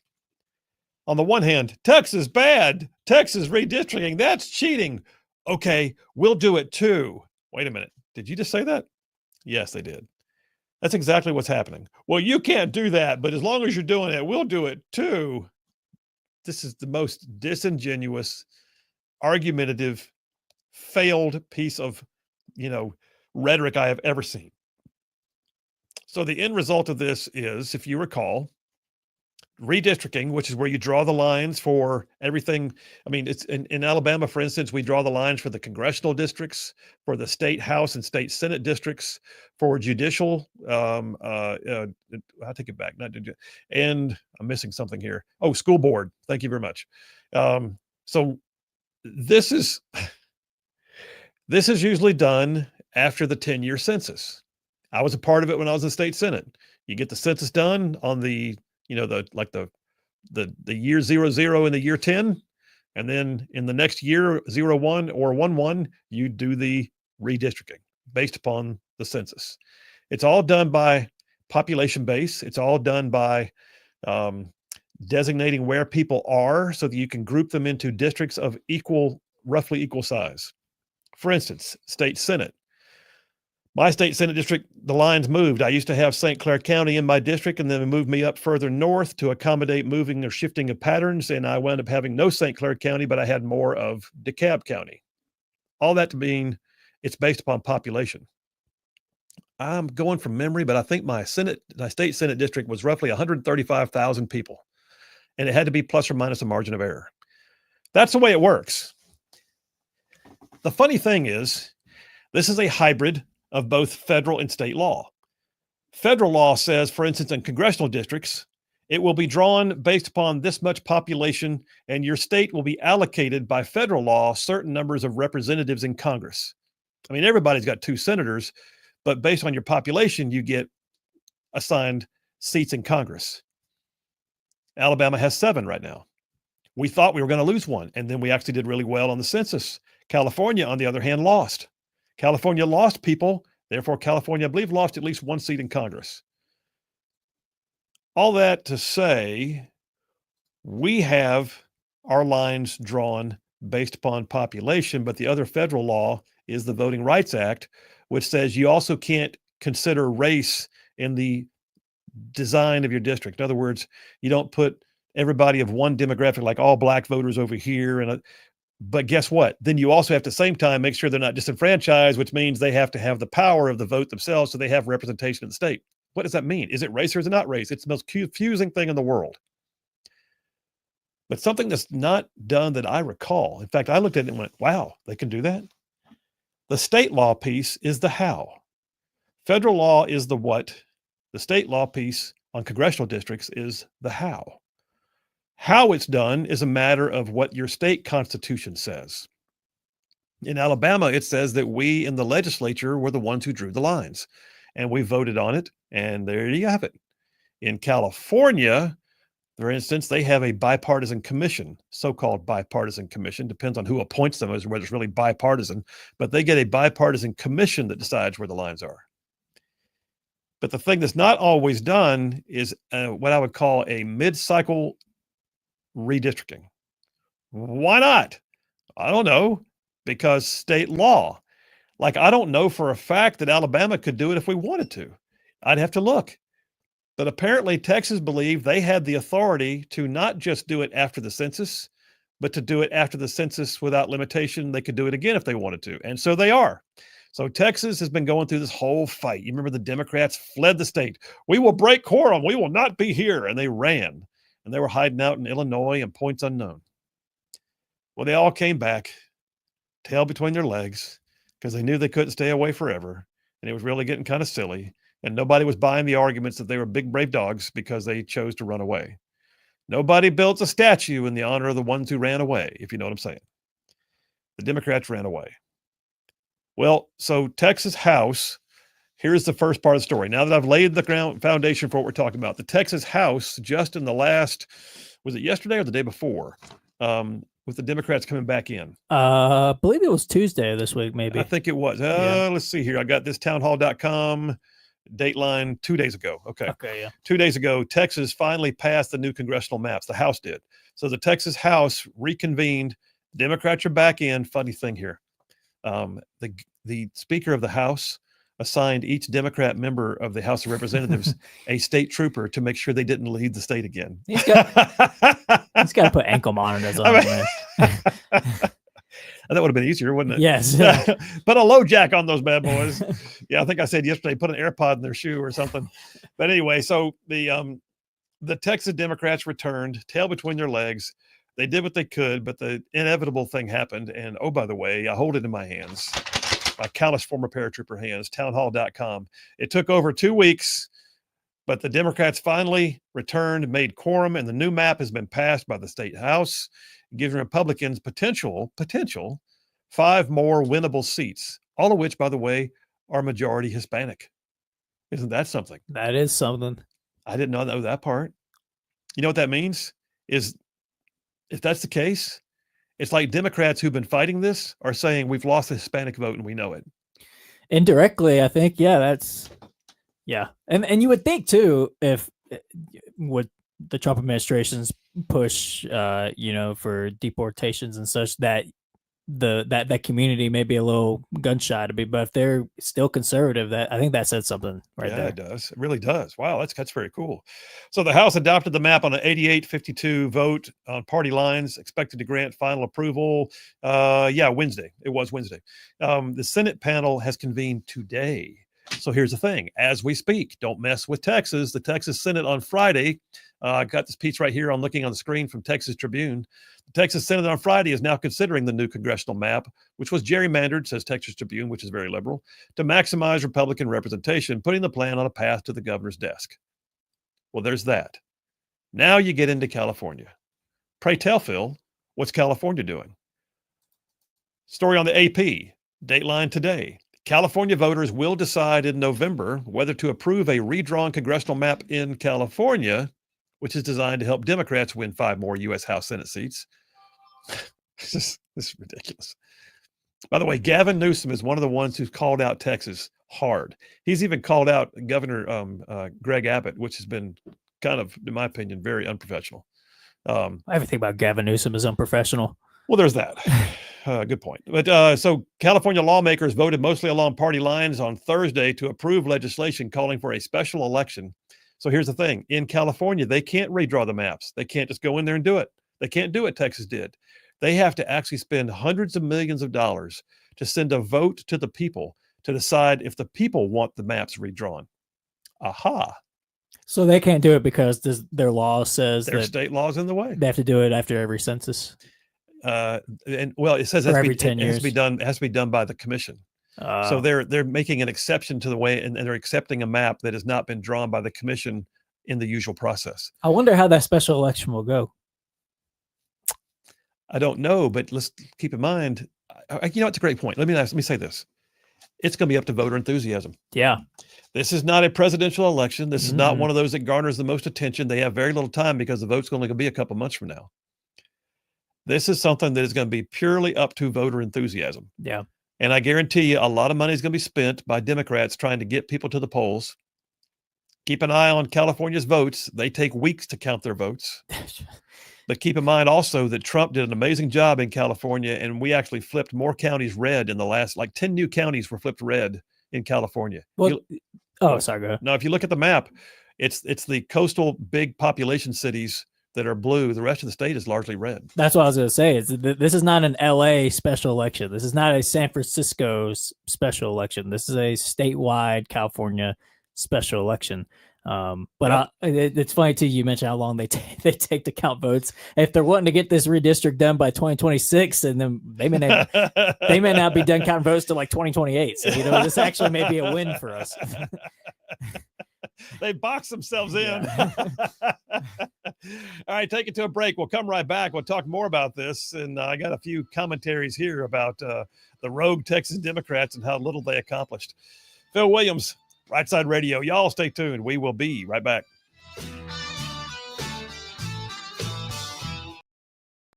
Instilled things in you that you wind up needing later on.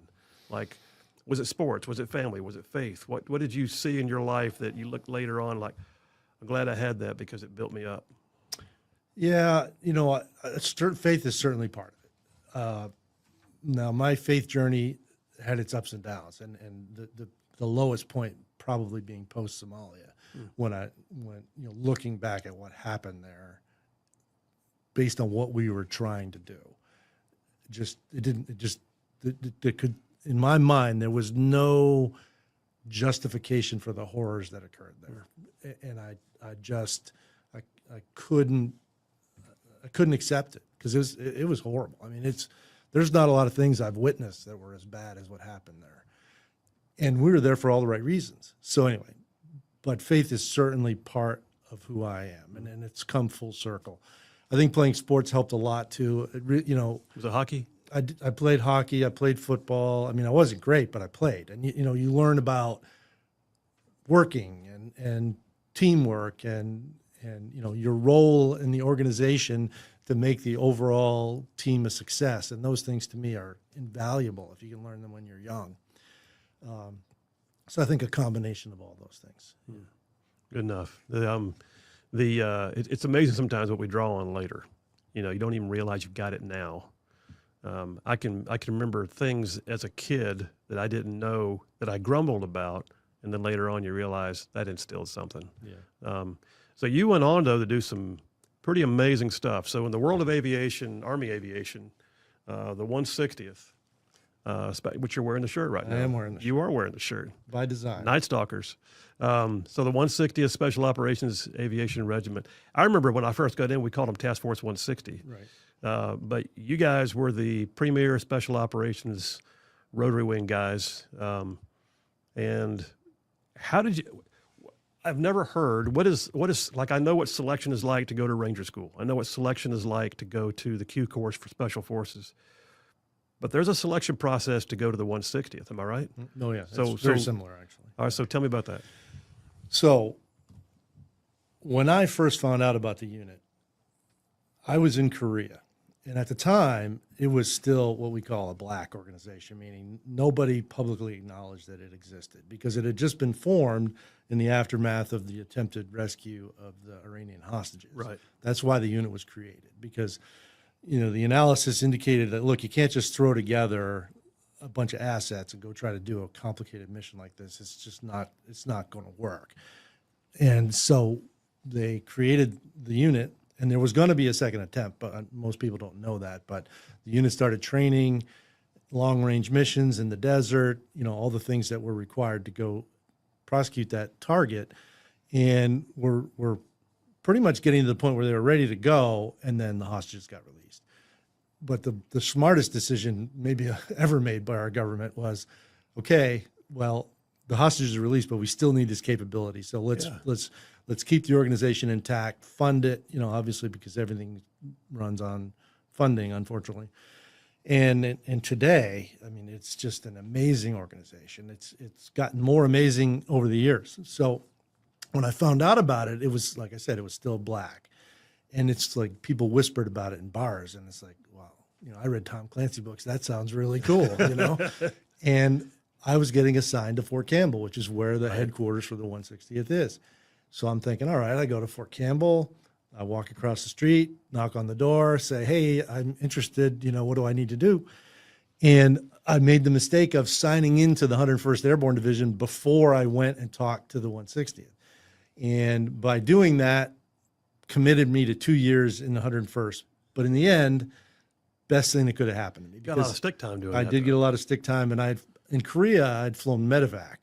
And medevac is, it's great experience. You got to make a lot of decisions on the fly, quick response, bad weather, and you're flying by yourself. I was 22 years old. I'm flying real world medevac missions, as the pilot in command. No kidding. Yeah. You mature fast or you die. Yeah. That's basically how it works.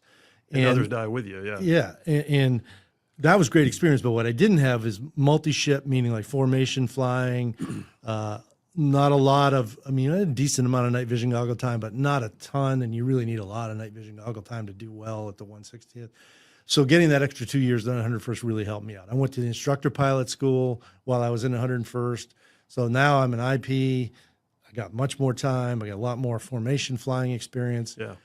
And then the process begins. So the assessment, again, it's a volunteer organization. So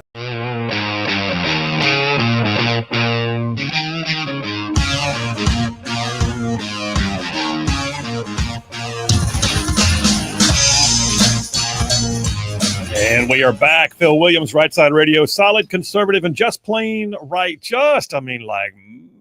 Bulletproof influence, folks. That's what I'm talking about. Bulletproof influence. So a piece here on thehill.com. Jasmine Crockett. Listen, the idea of her not being office is almost sad because on the one hand, she drives me crazy, but on the other, she's the gift that keeps on giving for Republicans. You can put her picture on everything. You can run for dog catcher in South Georgia and use her picture on a campaign ad and do well. Just saying. She's so bad. She's so bad. Representative Jasmine Crockett, who, by the way, is a Democrat from Texas, who may, because of the new map, have just been drawn out of her district. Oh, darn. Look how that worked. She slammed the GOP lawmakers in the Lone Star State for attempting to acquire 5 more House seats through mid-decade redistricting while applauding Democrats' retaliatory efforts in other states. Well, because she's Jasmine Crockett. She said, Republicans, they're cheaters all day, every day, but we have never tried to match their energy until now, and I applaud it. They invented gerrymandering. Are you kidding me? They're the authors of gerrymandering. If you look up gerrymandering in the dictionary, there's a picture of a Democrat right next to it. It's just, they are the masters of. I said the other day on CNN, what's really happening right now is Democrats are freaking out because we finally figured out the game plan. And they're like, wait, you can't do that. That's our trick. Absolutely. Not too fun when the rabbit's got the gun. Oh, did you just use my quote? It's true. Okay. It's still funny. It is. But yeah, so we're looking at Jasmine Crockett having a complete meltdown. But here's the other thing.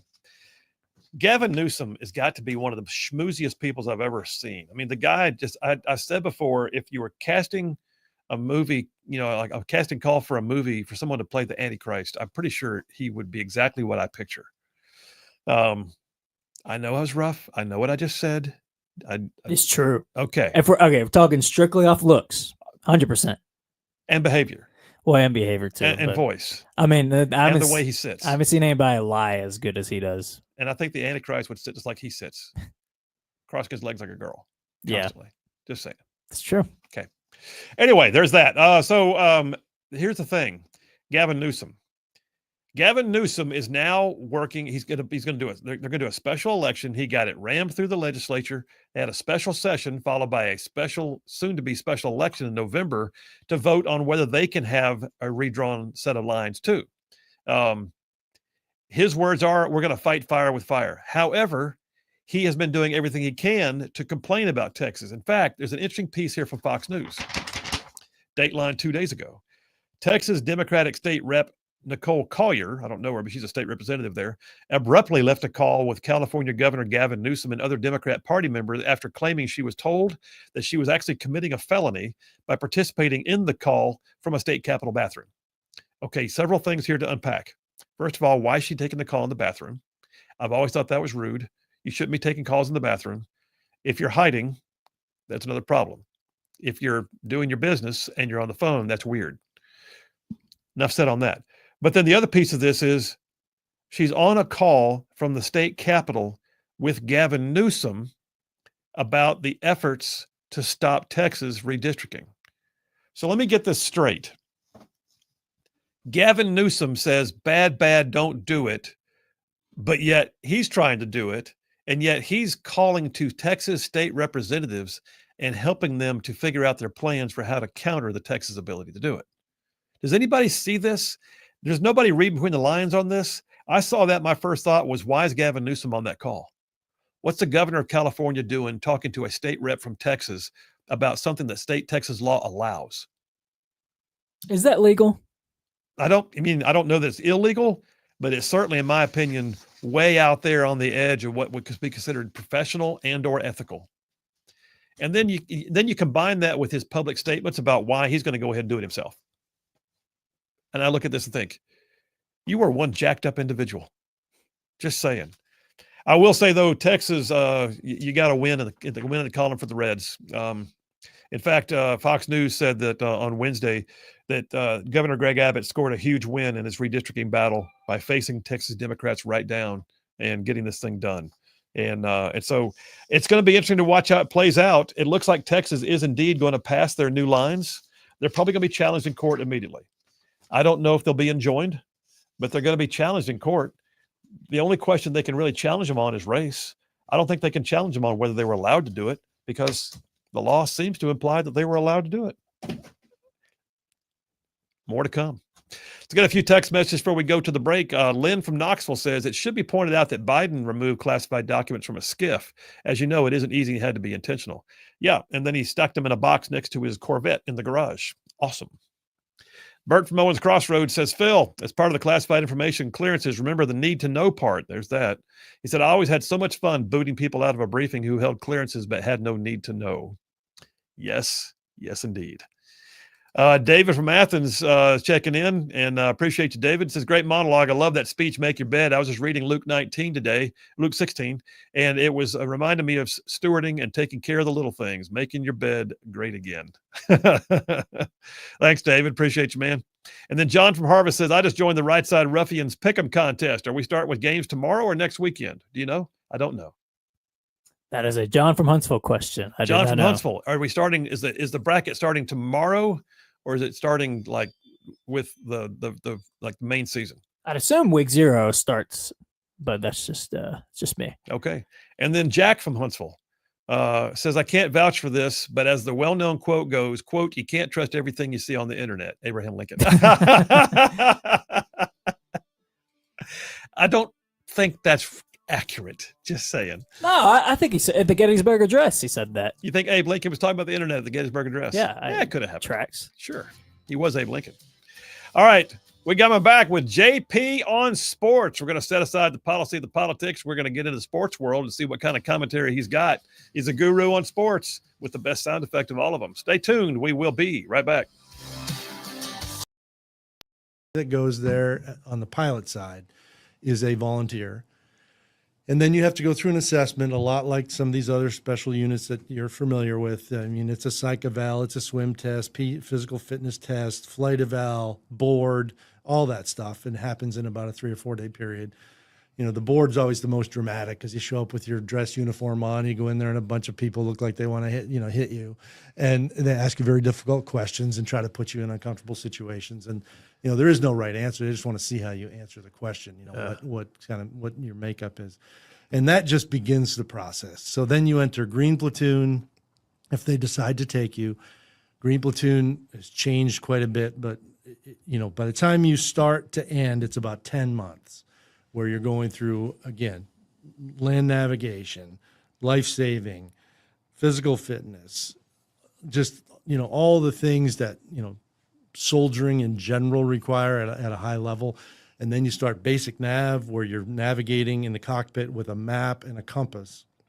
Because even today, I think the priority is, hey, look, you need to know how to navigate, even though you got multiple systems in the aircraft that'll get you there. Right. When I was first in, GPS wasn't even in the aircraft yet. Not at all. The global positioning system, I'm assuming everybody knows what that is. But so we really did rely on a paper map and a compass.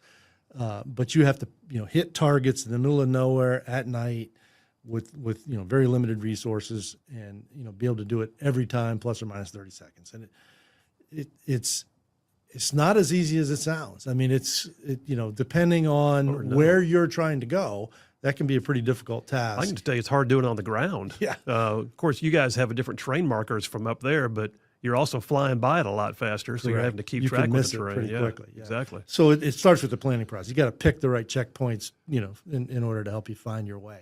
And then you learn the aircraft systems, because the aircraft have different systems than the conventional force does. So you got to learn how all that works. Then you got to learn the special tactics, like things like fast rope maneuvers and aerial refueling now. I was going to ask about that. All of that stuff is all unique to the unit. So you have to learn all that and demonstrate proficiency. Was ship Black Hawk landing. your airframe at the time too, right away? Well, it was for me. It's different now because it's a pretty expensive aircraft to fly to put all those hours on it. So now they actually start out in little birds, which are the Hughes 500s, basically, for all that basic nav stuff, and then they move to the advanced aircraft. Okay. So again, all that takes about 10 months. And then again, kind of like Jared said, then you arrive at the unit and you're still nobody, because you're the FNG, basically, if anybody knows what that acronym stands for. It's the one we won't say, but yeah. There are people that won't even talk to you. You have not proven yourself. You just because you got through Green Platoon means nothing, right? You have to then make your way through the progression, basic mission qualified, full mission qualified, and then the ultimate level is flight lead. And I'm assuming Green Platoon actually weeds people out too. Oh, yeah. So you have some that are there and they're not there the next day. Oh, you lose people in assessment, you lose people in all phases of Green Platoon, and then you lose some people once they get to the unit, because either the deployment schedule is too much for them, or they just aren't performing the way you thought they were going to perform, even though they got through all that. When the rubber actually meets the road, sometimes it doesn't work out. Was it of any benefit to you at all that you had your Spanish language skills that were already there? No, probably in some special not. operations, they want a language skill to be attached to it, but is that necessary at all in aviation? No, not really. Right. No, I think in that case, it probably didn't help me a whole lot. The more you know about the more things, it's obviously going to help you in life, but I can't think of a specific example where that helped me out. So you guys, you said you had some flying with nods and night vision ahead of your time going to Green Platoon and getting into the 160th, but you guys fly with it a lot when you're in the 160th, right? Is that one of the things that differentiates the 160th capabilities, aside from the airframe having some other capabilities too? But is flying with nods a big part of what y'all do? Yeah, certainly at the time. I would say now there's maybe the focus is broader. Across the entire military. Yeah. Hey, all you Rightside ruffians out there, you are listening to Rightside Radio, solid conservative, just plain right.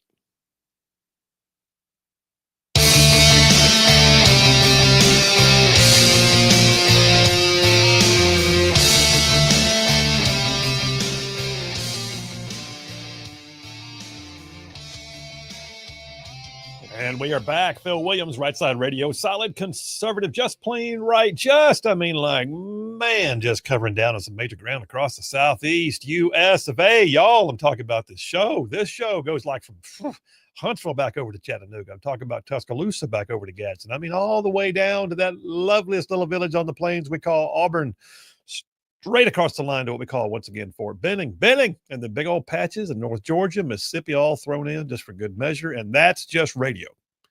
That's just the radio footprint. Whew. And I mean to say, y'all, there's a bunch of y'all in the whole wide world going to the World Wide Web live streaming the show. You can look inside the studio, see what we're wearing even. Let's listen.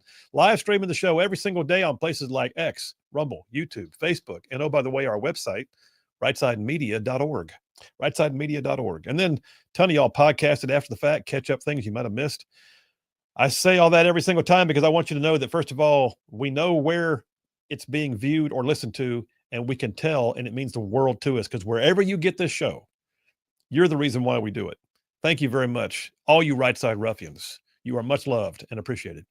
All right, this is the time of the week when we jump on this thing we call JP on Sports. In case you did not know, Brother JP is a guru on sports, all things sports all over the place, different kinds of sports, even with commentary thrown in. And oh, by the way, he has the absolute best sound effect of all of them, courtesy of sorority girls from Auburn. Hit it.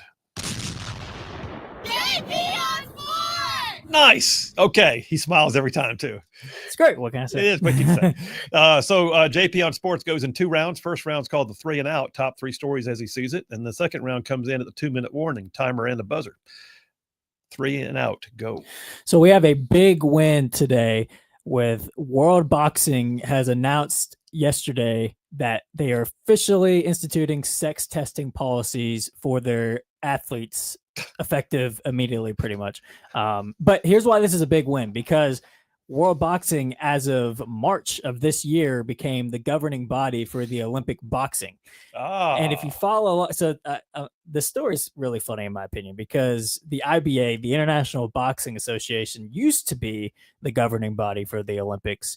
They decided to move away from them for governing and finance issues was the reasoning. But what's funny is the IBA already had sex testing for their competitions. They actually banned Iman Khalif from their boxing competitions, which Iman Khalif was the transgender or the intersex, whatever boxer, big controversy last year. He ended up winning the women's gold, but they actually banned him from their events because he didn't pass their sex testing.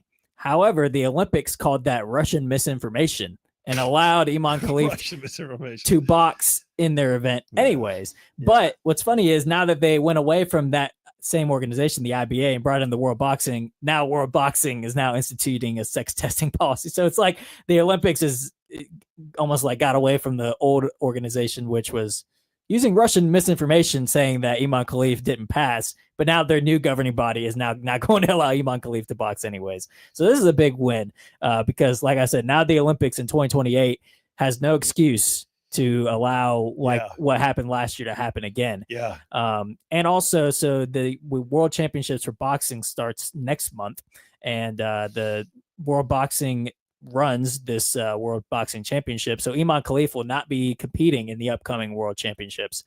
There was a rumor that he was retiring. However, he came out and claimed that his old manager was putting out misinformation. I'm not retiring. Well, where are you going to box, buddy? Nobody's going to let you box anywhere. And you can box as a male. Go ahead, But however, I'll say interesting too, Lin Yu-ting, which was the boxer from Taiwan last year, also intersex. Another, his story wasn't as big as Iman Khalif's, but he claims that he's still going to try and box in this upcoming World Championships.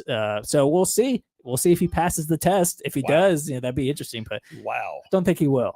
But this is, like I said, a major win because last year it was just a complete catastrophe. The girls that worked their whole lives to get to that point were robbed.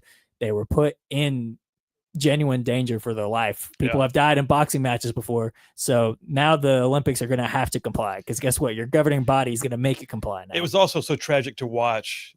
I've forgotten the one young female who had to box Khalif and had trained for years to be in the Olympics and represent her nation, only to have it just be taken away from her unfairly like that. She took about 1 or 2 jabs and quit because she said, I've never felt anything like that in my life before. Yeah. So good riddance to Iman Khalif, that pathetic loser who did that. Now I don't know where he's going to box, but. So quick question. Do you think this was a backdoor way for the Olympics to not have to make the decision themselves and they helped to get another organization in to supervise? Or do you think this really was like a, whoops, we got you? This was a whoops, we got you moment. I don't think they foresaw this, but like I said, they got no excuse now. They can't claim Russian misinformation now. So. Oh, wow. Okay. That is a cool story. All right. That's 1. What's 2? So the SEC announced yesterday they will be moving to a 9-game schedule starting next year, which is interesting. So now there's going to be pods to where each team every year has 3 teams that they have to play against, but all the rest, will kind of be shuffled in and out. And there's been a debate about what the 3 games for each team is going to be. I think it is funny. It's kind of deemed as like each school's like 3 main rivals will be their teams. There's been a lot of speculation though. Auburn's been one of the teams speculating the most of what the 3 is going to be. Alabama, obviously. Georgia, obviously. But who's that 3rd team going to be? Some people say Vanderbilt needs to be the team because of, I don't know if there's some Vanderbilt-Auburn rivalry. LSU has been another one thrown out there. I think it needs to be LSU. Tennessee. But yeah, it's interesting. The SEC moving to this 9-game schedule. I guess just trying to make each game more competitive. It's kind of the reason that's been speculated as to why they're doing that. And there's less of the games that like Alabama is going to can avoid Georgia this year, or the best is going to always have to play the best, I think is the intention behind it.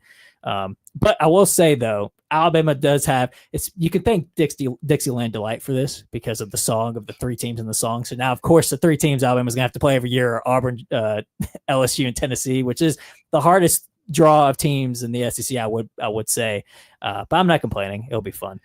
It is interesting though. The 9-game schedule. We'll see if other conferences start to move towards that model as well. I don't remember like until like the last 10 years. I feel like I don't remember there being this constant sense that everything's being redesigned every year. Something about college football has to change. We have NIL, we had the portal, we had the redesigned version of the SEC 2.0, the SEC 3.0, the SEC 4.0. We have the BCS. We have, I mean, like it changes every year. The one common factor in all of that is money. So, but I do also think, like I said, the SEC, I think they're trying to make a model to where a team can get in the playoff each year.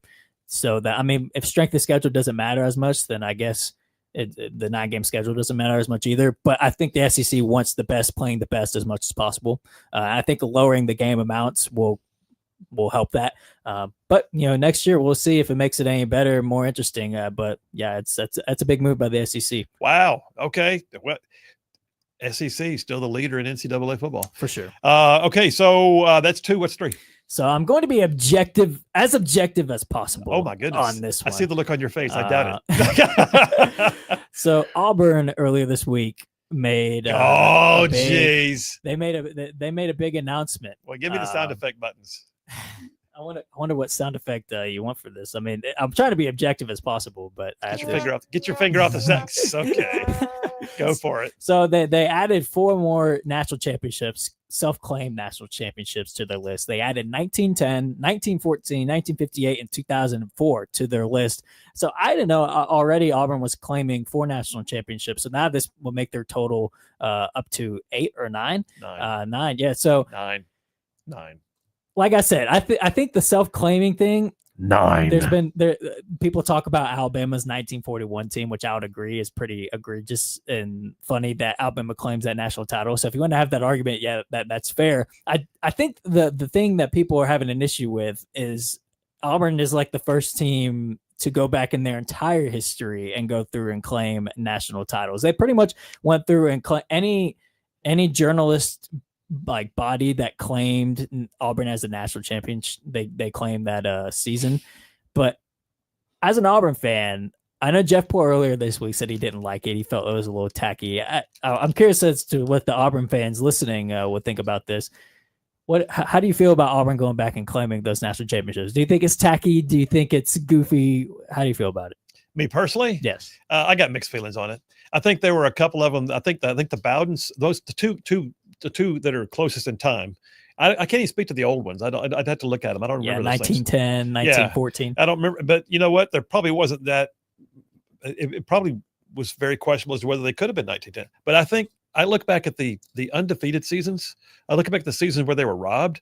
I look at Bowden and Tuberville both coaching on seasons that were like magic seasons and then not getting the right to even play for it. And I say, oof, okay, I see where it could go. But I'm also an Auburn fan. And so there's that. And so there's a little objectivity missing on my part. But I also recognize that we sort of self-declared this. But I mean, in the end, there's somebody else claiming the same season, so it kind of has an asterisk next to it, no matter what you do. Well, I do think it's interesting, though, that the guy who's now campaigning to be governor of the state of Alabama is now a national champion all of a sudden. Tommy Tuberville is now a national champion. Can't hurt. Also, if we're going by the self-claimed genre, Auburn is now the second team in the SEC in terms of national championships. But like I said, yeah, and I'll finish first. Alabama. Okay. I'll finish off with this. I knew it. I was asking that anyway, just for your benefit. If the team, if it was at the time in the era where everybody was self-claiming national champions, and in an era where 3 teams could be a national champion in the same year, I think that's one thing. I think the part that is causing people to be a little skeptical or think it's a little bit goofy is the fact that they went back in their whole history and went through and claimed a bunch of titles. So who knows? I mean, if they would have did it at that time, that's one thing. But I think it is funny that Auburn went from a 4-time national champ to a 9-time national champ overnight. It is 5-time to 9-time. 5-time to 9-time. 5-time to 9-time. Sorry. What are y'all claiming? 32 now? No, we can. No, I'm just kidding. So what I don't want to see is a poster hanging on the wall that says, what was Tuberville's year? 2004. Yeah, 2004. 2004 national championships paid for by Friends for Tommy Tuberville. Vote for him for governor. All right, there it is. That's a 3 and out. You good? That's it? All right, 3 and out. That's round 1 of JP on Sports. Good stuff, man. We come back. Next round is called the 2-minute warning. I've got a buzzer and a timer. Yeah, we'll see what his stories are. 2 minutes out of whack. Phil Williams, Rightside Radio. Y'all stay tuned. We will be right back. You know, the unit was pioneers in night vision goggle flight. You know, I mean, our guys were the ones that came up with the idea. You know, when I went through flight school, we actually flew with what are called full face goggles, meaning they have a frame around them where you cannot see anything other than what you see through the tubes. And we did flights during the daytime with filters on the ends of the tubes where the instructor can see, but you can't. Because obviously that's the safest way to learn how to fly night vision goggles, but it's really difficult for the person actually flying under those conditions. I think I was actually the last class to ever fly full face goggles and do day filters. I'm not sure, but we made a transition right around that time. But it was guys at the unit who said, "This is stupid. Cut the frame off," right? Because they're originally made for ground use, not air use. Yeah.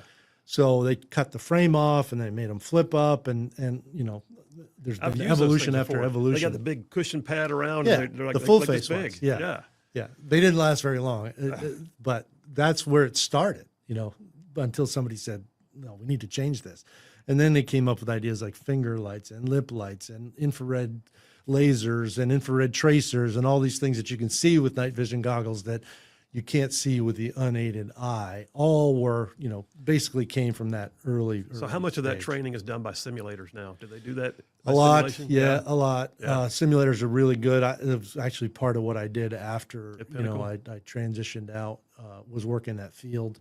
And it's a tremendous cost saver in safety. You know, I mean, you can do things in a simulator that are sometimes impossible to do in the aircraft, but certainly safer to do in a simulator.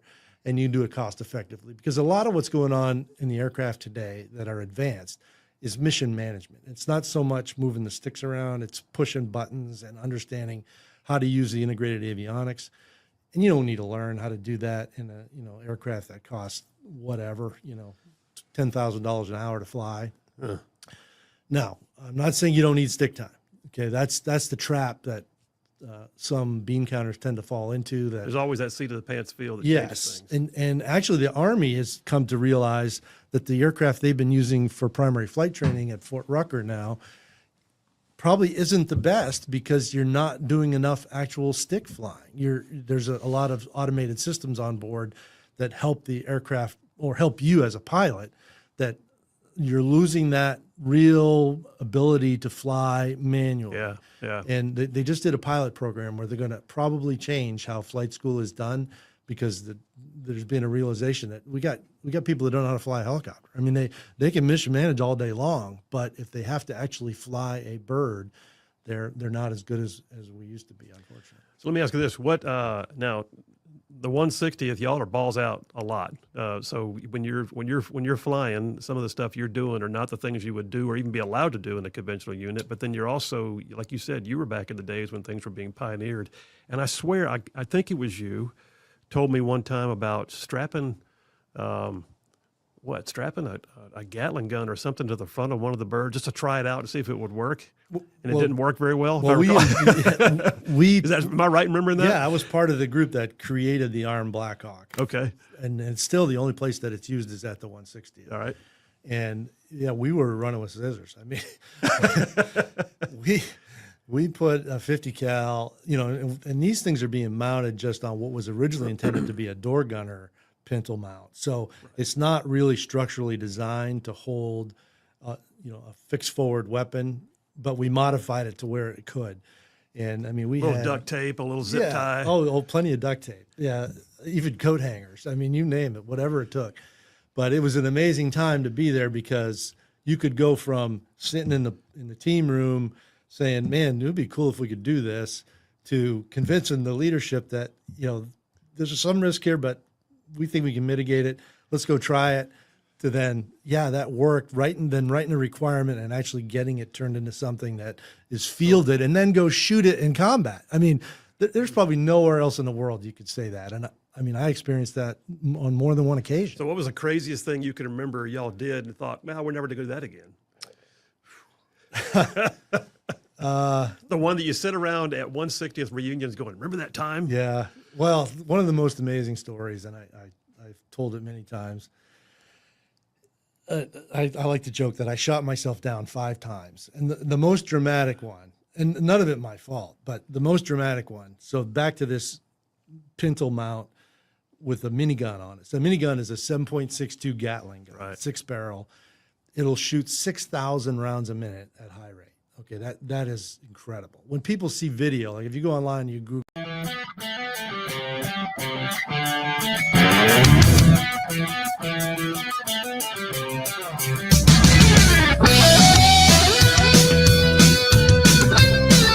And we are back. Phil Williams, Rightside Radio. Solid conservative, just plain right. Making common sense like a superpower. Man, we're almost through 2 hours on a Friday, but we're going to get you all the way to go home time. Y'all stay with us. In the meantime, it's time for round 2 of JP on Sports. Call it the 2-minute warning. I got a timer. We got a buzzer. He's got it. Go.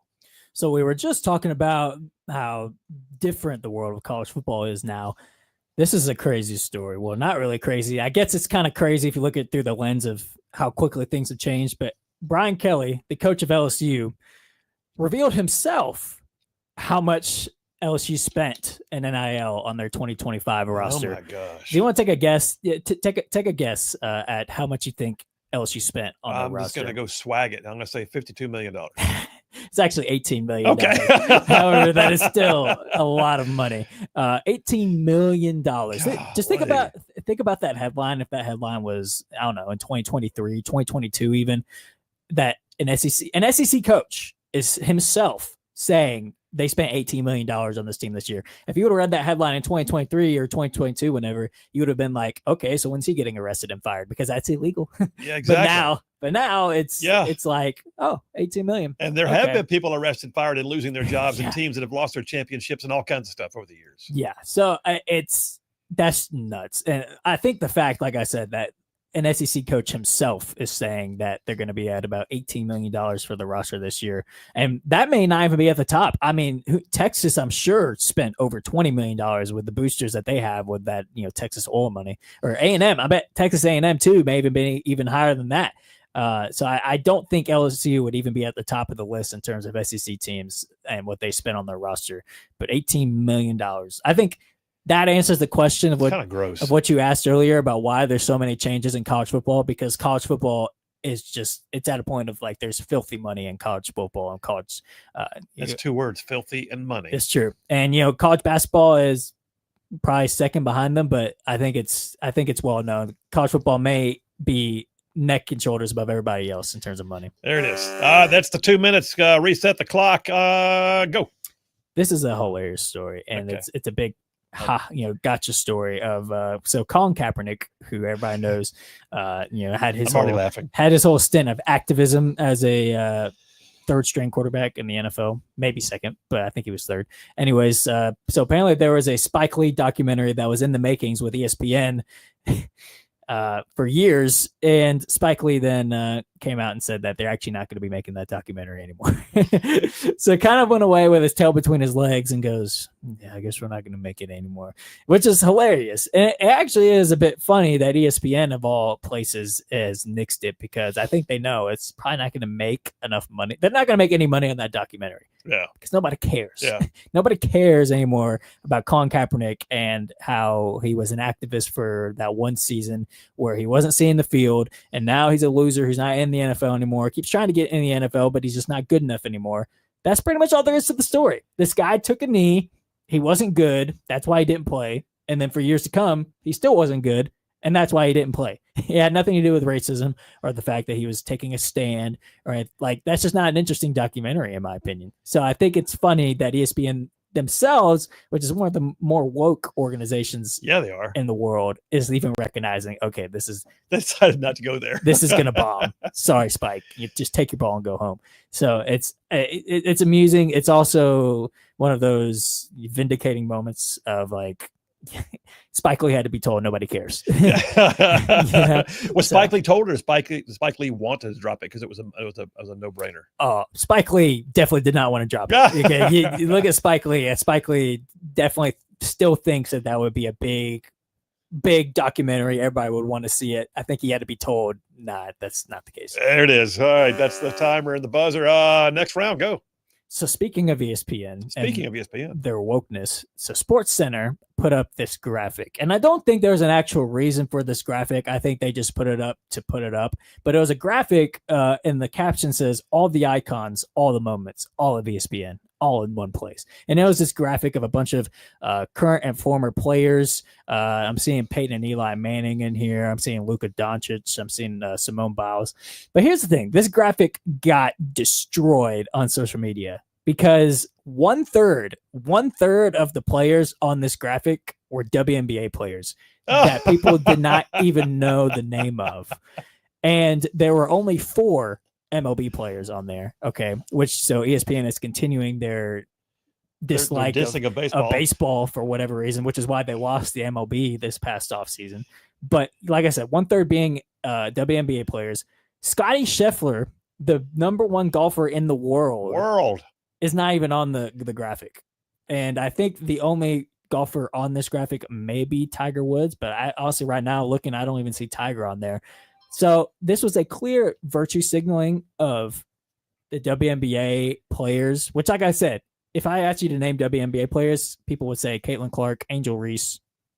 That's probably about it. Womp, womp, womp. But that's 1/3 of the graphic are WNBA players. And what's really funny about this is I actually went back to look at this post to talk about it. The post has been deleted. So they clearly took the message and got rid of it. But that's just that. Like I said, it's indicative of who they are as an organization. They try to virtue signal and prop up the sports that nobody cares about, like the WNBA, and yet don't even put MLB players or Scotty Scheffler in there, which is way more popular than the WNBA. So good job, SportsCenter. There it is. At least they deleted it. That's amazing. Did you hit the buzzer? I did. The volume. Okay, thank you very much. We got time. Music's playing. Oh, music's playing. Wow, that went right up to the buzzer. Good job, man. All right, listen, that was JP on sports. Good stuff. I have more questions now too. Phil Williams, Rightside Radio, hour number 3 coming up. Y'all stay tuned. We will be right back. Minigun, night firing. Keep in mind, all those traces you're seeing, that's every 14th round. Okay, every 15th round. It's 14-to-1 tracer mix usually. So even though it's a steady stream of tracers, there's 14 more rounds in between each one of those you're not seeing. That's how many rounds are going downrange. So we got one on each side. And the way that we fix forward mounted them is we put this, we called it a diaper pin. It was a pin that went through the pivot, which, because, if it's a door gunner, they're going to want to be able to pivot it, right? Right. We have to fix that. So we put a brace to hold it vertically, and then we put this pin through the shaft it's rotating on to hold it horizontally. And then it's a diaper pin because it goes around and it has a hook on the end that connects on the end. Okay. Right? All right. Which sounds like that should be sufficient. Well, it is until it isn't. And I'm flying with Donovan Briley, who's really good friend of mine, lost in Somalia, actually. First aircraft shot down. We're flying. He's in the right seat. I'm in the left. Night vision goggles. We're going in a range at Fort Knox. Live fire. No dry run. We got approval to usually have to make a dry pass to make sure there's nobody out there, but we got approval to go in hot. So we roll in. I'm flying. I pull the trigger, and the tracers are crossing in front of the nose. And so I let off. That's bad, by the way. Yeah, I let off Don't on the cross trigger. the streams. And I said, that is the worst expletive bore sight job I have ever seen in my life. So a bore sight is when you orient the weapons to where they're going to impact where the sight is pointing, right? And Donovan, in classic Donovan style, says, Mike, I think we got a problem. So I look over, and I mentioned the finger lights earlier. Finger light is just a little battery-operated LED that is infrared, so you can't see it unless you're wearing goggles. We have some that you can see. This one you could see. And he turns on his finger light, and he points to the windshield. His minigun, that diaper pin can't come out while we were flying to Fort Knox. And when I pulled the trigger, the barrel rotation caused the gun to go left. You would think the wind would cause it to go right, but the barrel rotation caused it to go left. Force. And it shot through the cockpit. It missed his knee by like 3 inches. He's got 7.62 rounds all through the cockpit. The windshield's blown out. Glass has been, because I felt something in my eyes, and it turned out it was glass shards from the rounds going through the cockpit. Almighty, Mike. And again, luckily, it hit. He had a armor panel on the side here, and the barrels hit the front of the armor panel, I think, but it stopped them from going any further, or it would come right through the cockpit and kill us both. And anyway, we landed, and what I like to say about this story is, this is back when it seemed like we had a little bit of authority to do things that maybe you'd get crushed for today. So I'm thinking about, okay, nowhere in the manual does it say I can't have holes in the windshield to fly this bird. So we put duct tape, back to the duct tape, over the holes in the windshield, cranked it up, and flew it back to Fort Campbell. No, today that would probably get you with your finger off the trigger the whole time. we emptied the rounds out of the weapons, but that's probably the most dramatic thing that ever happened non-combat. Yeah. That I can come up with, and then there were 4 more of those that are less exciting. But no, that's but yeah, that's definitely one of those you swap over a beer and like, oh, no, let me tell the time we shot ourselves down. Yeah, that's so they don't use the diaper pins anymore. By the way. All right, so op tempo for you, you're in the 160th. Operational tempo is higher than the average unit, I would imagine, but it's a lot of come and go. What's the op tempo like in the 160th? Nonstop. Yeah. Again, I was out when 9/11 occurred. I'd retired 6 months prior. Really? Made me feel like I was sitting on the bench and considered what I could do to get back in. But with my injuries from Somalia, I couldn't fly operationally anymore. But the reason I bring that up is just to put this in perspective. The rotation for our guys during the War on Terror was 90 days on, 90 days off. So you're in theater 90 days, either Iraq or Afghanistan, you're back for 90, then back in. There are guys who did 30 rotations, 30 in combat. And when I say combat, I mean combat. Yeah. They're hitting multiple targets every night. And there's just no op tempo that's more demanding than that I know of. That's every one of the airframes. Yes. Chinooks, Blackhawks. Yeah, the Chinooks were the stars of Afghanistan, actually, because of the elevation, which was a real struggle for the Little Birds and even the Blackhawks. But Iraq was pretty much more a Blackhawk Little Bird show. Yeah. With certainly a lot of Chinook missions as well, but yeah, all the platforms. Yeah, I was in my tour in Afghanistan was the beginning of the war, riding horses and stuff. But we were in the northern parts, north of the Hindu Kush, and so both Bagram and Kandahar down south couldn't get to us by rotary wing because getting over the top of the Hindu Kush was too much for most of the airframes they flew. Yep. And the only couple of times something happened where somebody came in from the south, I think they were flying Chinooks. Yep. Makes sense. Yeah.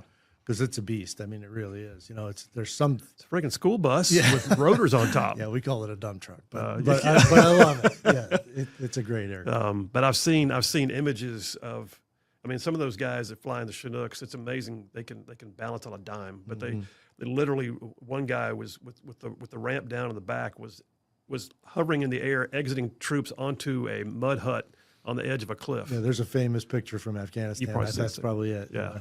The front wheels are off in space, with hundreds of feet below. Yeah. So you had some major deployments. Operation Prime Chance, which a lot of folks don't realize is defending tankers that were flagged American and making sure they're safe. Our friends, the Iranians, who they're in the news again. They've I don't even know what to say about them. It's just they've been a constant problem for 50 years, and it's going to be interesting to see how this plays out because the Israelis are just to the point where they had to do something, and they did. Yeah, and I think most of the world is glad they did. At the same time, holding their breath that they did. Right. But Operation Just Cause. So you're back in Panama again, and you went in with the 160th on that too, right? Right. We did. We were there for 8 hours. So when the F-117 dropped the first bomb ever at Rio Hato, I was down there underneath watching it. It was pretty amazing. Flying over places you've been to in the past, right? Yeah. Some of the subsequent missions, there's where I used to live, and we're putting SEAL Team 6 in on. Oh, yeah, like the dude just said. Solid, conservative, and just plain right. Well, welcome to hour number 3 on a Friday. Hour number 3 on a Friday. Oh, go home time is right around the corner. You can smell it from here, y'all. Just hang in there. The weekend's coming. That being said, we're going to move forward. Before I do that, though, I got to tell you, Inspire Advisors. All right, listen, this is a shout out to Inspire Advisors. They are the sponsors every week of the JP on Sports segment. So Inspire Advisors, Paul Breyer and his team over there at Inspire Advisors, they are epic good at what they do. And what they do is they certainly help you to achieve your bottom line goals of investments, right? You want to see a certain amount of return on your investment when you're putting things into your portfolio. Those of you that are putting aside for retirement or trying to find a unique way to save or to shuffle your assets around so that you're maximizing your returns. You want to know you got somebody you can trust. Well, I certainly would advise you to look at Inspire Advisors. However, it's one step further. Inspire Advisors are experts at what they call biblically responsible investing. You may never know that the things you're investing in right now or that you're holding in your portfolio are going to companies that are all woke or anti-Christian or anti-American even. And Inspire Advisors is really good at what they call biblically responsible investing. They'll show you how to research the companies your plans are involved with so that you know you're maximizing your return while also investing in companies that stand for what you stand for. That's just cool. That's the way it should be, actually. So yeah, Paul Breyer, Inspire Advisors, he and his team would love to meet with you, give you a free opportunity to hear from them and let them see how they can help you. Here's how they get to their website. It's www.moneypatternwealth.com. That's moneypatternwealth.com. You can ask for a free consultation. They will work with you on it. Moneypatternwealth.com. Inspire Advisors. Please check them out and tell them you heard about it on Rightside Radio. Listen, in a few minutes, I'm going to tell you about 1819 News has got a raffle that is very, very, very, very cool. I will tell you about that momentarily. In the meantime, let me get a few texts. John from Huntsville says, JP, that was one of your best sports segments of all time. Well, thank you. There you go. Appreciate it. I got an extra cup of coffee before doing it, so I wonder if it's probably because you admitted that Auburn has more national championships now. I mean, I did, yeah. Sort of objectively. No, I won't say that. Lynn from Knoxville, Tennessee says, Arkansas fan here. Yes, it's cheesy for Auburn. Should not do that. However, that 2014, that was easily the best college team that year. And everybody knows it. Just saying, I really think that somewhere in the background, there's a little something going on, a little Alabama influence, a little thumb on the scale, a little something. 2004. I would have liked to have seen Auburn play USC that year to put the debate to rest, but I think USC actually gave up that national championship because of the Reggie Bush stuff. So that year, I don't even know who's the official national champion that year. Auburn. I guess I could say Auburn, yeah. The only undefeated team. I mean, come on. Dave from Capshaw says, for JP on Sports, here's a question. What will the Dr. Pepper commercials on college football be this year? I don't know the answer to that. Well, it is going to be that, God, what's that guy's name? The Dr. Pepper commercials with they have the pepper or whatever. Yeah. I can't remember, who's that guy's name? Oh, the famous linebacker. Oh, shoot. Dadgummit, the one that Bo Jackson ran over. The guy from Oklahoma. He's what? Okay, you can remember everything about him, Phil, but you can't probably remember his birthmark. Well, no, I'm talking about the guy who has like the he's always carrying around the Dr. Pepper in his little case. I can't believe I'm forgetting his name, but it's going to be something in that series. Yes. Okay. Bosworth. That's who I was trying to think of. Brian Bosworth. Oh, yeah, Isn't Brian Bosworth the guy who plays the sheriff in yeah. Yes, that series. Yeah. I can't remember. Yeah. All right. I remembered his name. Now I can sleep peacefully tonight. It's called Fansville. Yes, that's what the series is called. Dr. Pepper Fansville. So it'll probably be something in the Fansville series. While we're at it, though, can we change a few things? Can we finally get rid of what's her name, Flo, that does Progressive Insurance? I'm so tired of seeing her. You're tired of seeing Flo? Flo has got to go. Flo has got to go. I'm going to go ahead and do an entire new campaign. I'm going to launch a GoFundMe to get Flo has got to go out there. Is it why? Well, you don't like Flo for what reason? She's just annoying. I'm just jaded with her. She's been on there for 27 years. I guess that's fair enough. All right, listen, we're going to jump on into, you know the deal. Every once in a while when I am looking around and resourcing the show and doing what I do to bring paper in here and have stories to wow you and to inform you and to do what I call the 4 E's, to educate, enlighten, empower, and entertain you on what it means to be a conservative walk around in today's crazy world. Well, every once in a while, I got to find the stories that relate to where we are. It's not just what happens in D.C. It's not just the Trump administration. Sometimes you got to know what's happening in your own backyard. That's when I like to say we're cooking up a batch of home fries. Oh, yeah, we are. Smell them cooking. All right, so first story I got came out of Tennessee. Gallatin, Tennessee. Listen, y'all, I'm telling you, if you think all this stuff is happening somewhere else, it's not. Sumner County, Gallatin, Tennessee. A months-long investigation by the Gallatin Police Department led to the arrest of MS-13 gang member Wednesday morning of this week, actually. MS-13 operating as drug runners in Gallatin, Tennessee. I'm saying that because not only is the story significant because they busted the guy, I'm saying it because we should never forget that this stuff we're hearing about, the infiltration of Central American and South American gangs is happening right here in our backyard. So that's Gallatin, Tennessee, you guys. The Gallatin Police Department Captain Lamar Ballard said this was an organized drug organization run by MS-13. The guy they arrested was 23 years old. Investigators found 5 pounds of marijuana, half a pound of mushrooms, 260 THC vapes, 74 oxycodone pills, an AR-15, and 2 other semi-automatic weapons. And they also seized $10,778. And this is so random, along with a black and white piece of artwork that has a devil and clown symbolism on it. Devil and clown symbolism? Is that part of MS-13? Well, I mean, yeah, MS-13 has sort of satanic roots. So. Yeah, it does. It says the artwork not only shows a masked man holding an assault weapon, but MS-13 is clearly visible in the picture in several areas. So in other words, it sounds more like it was an icon picture. And I think the president wow. of El Salvador has talked about this, that, they have tattoos, satanic tattoos and stuff. So it probably was. Wow. All right. So anyway, that happened in your backyard, but I say all this to say it's happening right here. Do not think it's not. Here's a story, separate subject, backyard. We covered this yesterday. But I got to mention it again because to me it's significant. The University of West Alabama. 1819 News, our friend Erica Thomas, who was on the show a few weeks ago. Erica Thomas has a story about the newly released video of the University of West Alabama down yonder in Livingston, which if you're not familiar, it's obviously West Alabama. It's just kind of southwest of Tuscaloosa, if I'm not mistaken. But remember last year, the legislature passed a ban on taxpayer resources being used for anything DEI in state offices and state-funded educational institutions, of which University of West Alabama would be one. And UWA's Dean of Students, Byron Thetford, has now been caught on a expose video saying that basically, wink, wink, nod, nod, they're just kind of like, they're still doing DEI. We just can't call it that. We got to be careful. We got to spend the money, though. Finding loopholes, he says. Wow. I was going to do a story about Auburn claiming more national championships. You know what? I think I will. How about this? Alabama Daily News. I hold it here in my callous former paratrooper hands.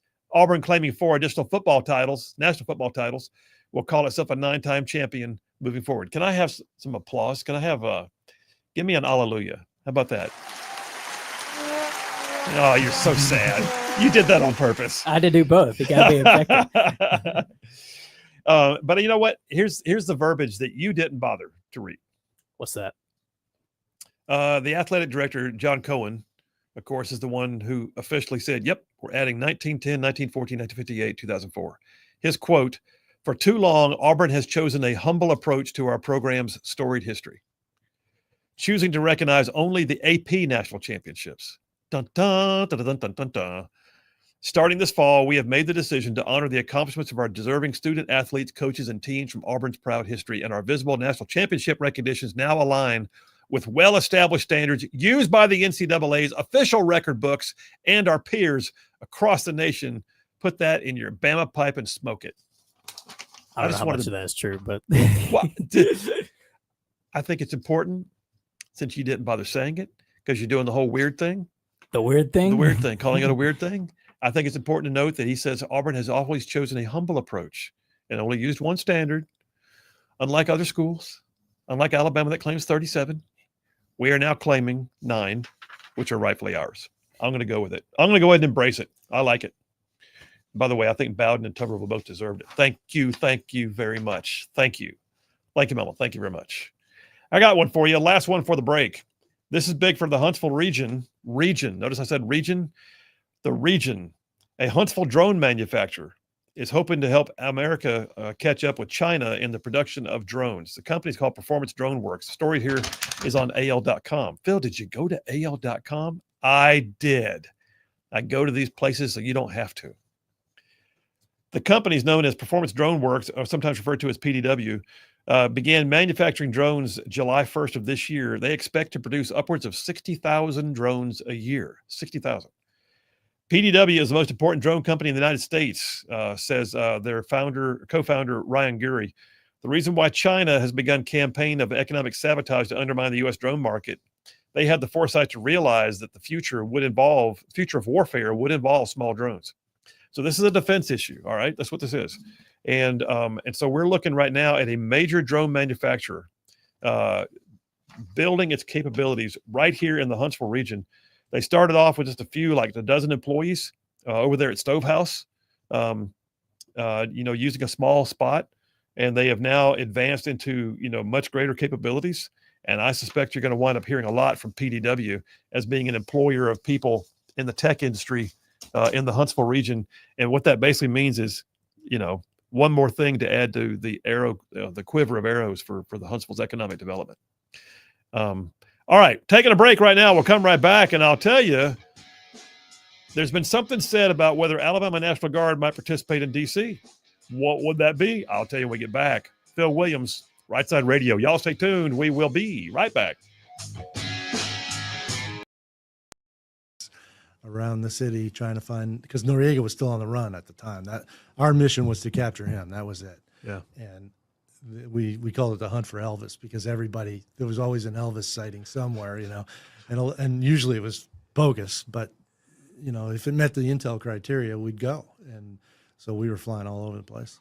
And then Desert Storm also, also with 160th. Obviously, all your deployments there with 160th, but what was the mission Desert Storm? Was it scud hunting or what? It was, yeah. So the scuds, for those who don't recall, the concern was Saddam was launching scuds into Israel, right, which potentially would draw Israel into the fight, which would break up our coalition, because our coalition had Arab countries along with Western countries as part of a unified force. But if the Israelis got involved, the concern was that would fall apart. So it was a huge issue to stop Saddam Hussein from firing scuds into Israel. So we were putting Delta Force on the ground in Western Iraq to try to find these launchers. And then we actually found some ourselves. And I was fortunate enough to put the first rounds on one. Did you really? I did, yeah. With an armed Black Hawk? With an armed Black Hawk. No kidding. Yeah. Take it out?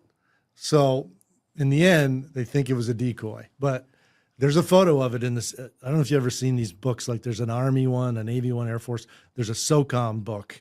They're big format, like coffee table books. Yeah. In that book for SOCOM, there's a picture of my FLIR. If you look at that picture, I don't care who you are, you're not going to think that's a decoy. I mean, so FLIR is forward-looking infrared. For those who don't know what that acronym is, it's heat sensitive, basically. You can see heat on the wheels. I mean, it looks real. I mean, this thing absolutely looks real.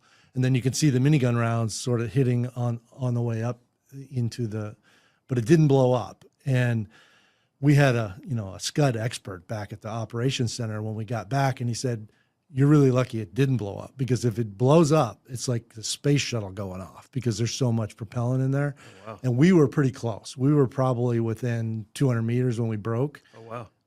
Break meaning you're diving, you're shooting, and then you break. And he said if you would have blown it up, it probably would have taken you out. So, okay, glad it take didn't that blow all up. day long. Yeah. you still get credit though, right? I guess so. Yeah. And then there's Operation Gothic Serpent, which is heading into Somalia. Became known as the Battle of Mogadishu. A lot of your book, of course, and rightfully so, is focused on that mission. I want to dive into that for a bit, because that's the one.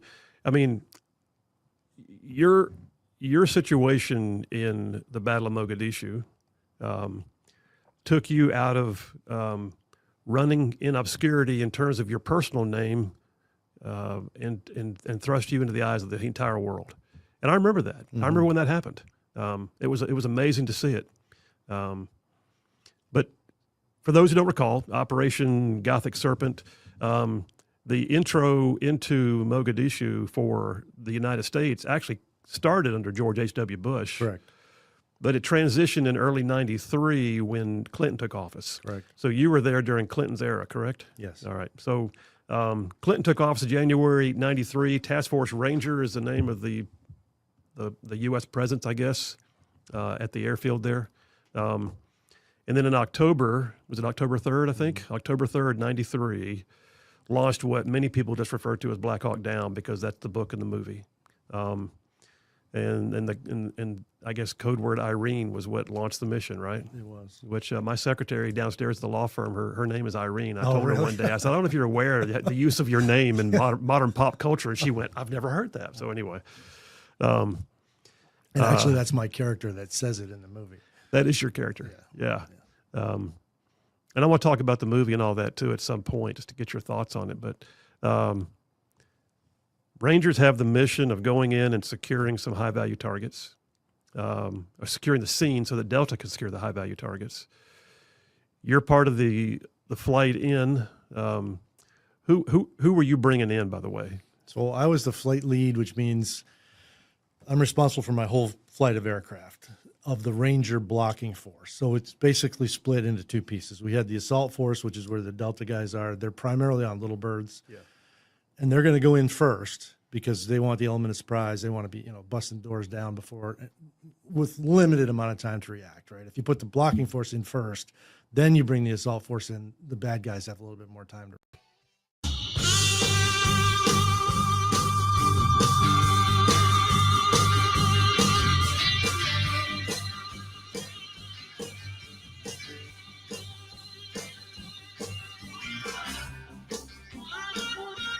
And we are back. Phil Williams, Rightside Radio, solid conservative, just plain right, just almost halfway through hour number 3 on a Friday afternoon. And I'm in home fries right now.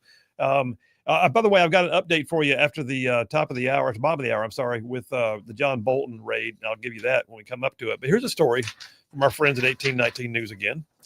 Alabama will lend our support if needed, says Governor Kay Ivey.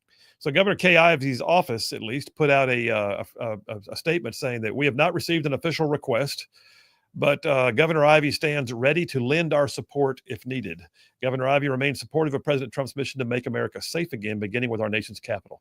So all said and done, what I'm telling you there is Alabama National Guardsmen could wind up going to Washington, D.C. I would say if there is an extension of Trump's National Guard surge for the protection of streets and suppression of crime in D.C. Keep in mind, under the Home Rule Act of 1973, Section 740, I believe it is, Trump only has 30 days to do what he's doing before relinquishing authority back to the city officials, unless he gets a congressional mandate. I don't know that he will, but still, I think it's possible that we could see an extension to what he's doing. This won't be the first time that the National Guard from Alabama has gone up to assist. In fact, I think it was after the 2020 election. During the Biden swearing in, that's what it was. Since January 6th it occurred, they had a huge presence and they had Alabama National Guardsmen there, I believe, back then. Here's one that I find interesting. I pulled this off Yellowhammer News. Yellowhammer News, our buddy Yaffe wrote the story, the Huntsville Housing Authority. Okay, what are we going here? Yeah, the Huntsville Housing Authority has put a curfew in place and is now extending that curfew because it seems to be effective in helping combat crime. Why did I bring this story? Why does that seem so random? Well, because Democrats everywhere seem to have no ability to curb crime. And yet, you know what? It's actually not that hard. You do policing. You give the police what they need to do their job. You have DAs that actually prosecute crime. And then city officials do stuff like this. This is over at the LR Patton complex. There had been a deadly shooting or two. And the executive director of the housing authority, in conjunction with the city officials, put a curfew in place. So basically they're not having it. They're saying this is not, we're not going to live our life like that. They said they feel like children should be able to play outside. One resident said they feel like it's a ghost town when the curfew is implemented. So we appreciate that because we want our residents to feel like they're safe in their own backyard. I'm watching what's happening in DC. I'm watching Democrats like scream for the rights of criminals more than the rights of victims.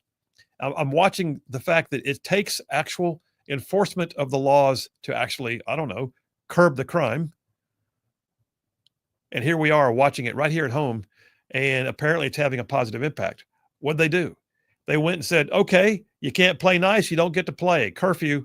And the housing authority has now got a curfew at night.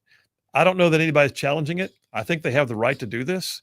And I'm kind of glad they did. Where is that in town? Do you have any idea what part of town that is? It's right across the street from Low Mill in Huntsville. From where? Low Mill in Huntsville. Oh, yeah. So right by Governor Drive. Okay. Yeah. Quick story I mentioned a minute ago. I meant to bring this up quick before, but the Tennessee National Guard will be going to D.C. So a story came out 3 days ago. Tennessee Governor Bill Lee is dispatching National Guard troops to Washington, D.C. to join the president's law enforcement takeover of the nation's capital. So yeah, I don't see if it says what it says. 4 other Republican governors are also sending 1,000 National Guard troops to D.C. By the way, there's been no request from Trump, but I wonder how many states are calling and saying, we'll do it, send us. And Alabama apparently has not yet. I find that to be interesting. Also, last story before we hit the break. It's getting a little crowded in the campaigns. We've got right now, Jerry Carl is now running for Barry Moore's House District seat down in South Alabama. But I just saw yesterday, and I gotta find his name. I saw it on 1819, where a guy who's a former Green Beret just got in.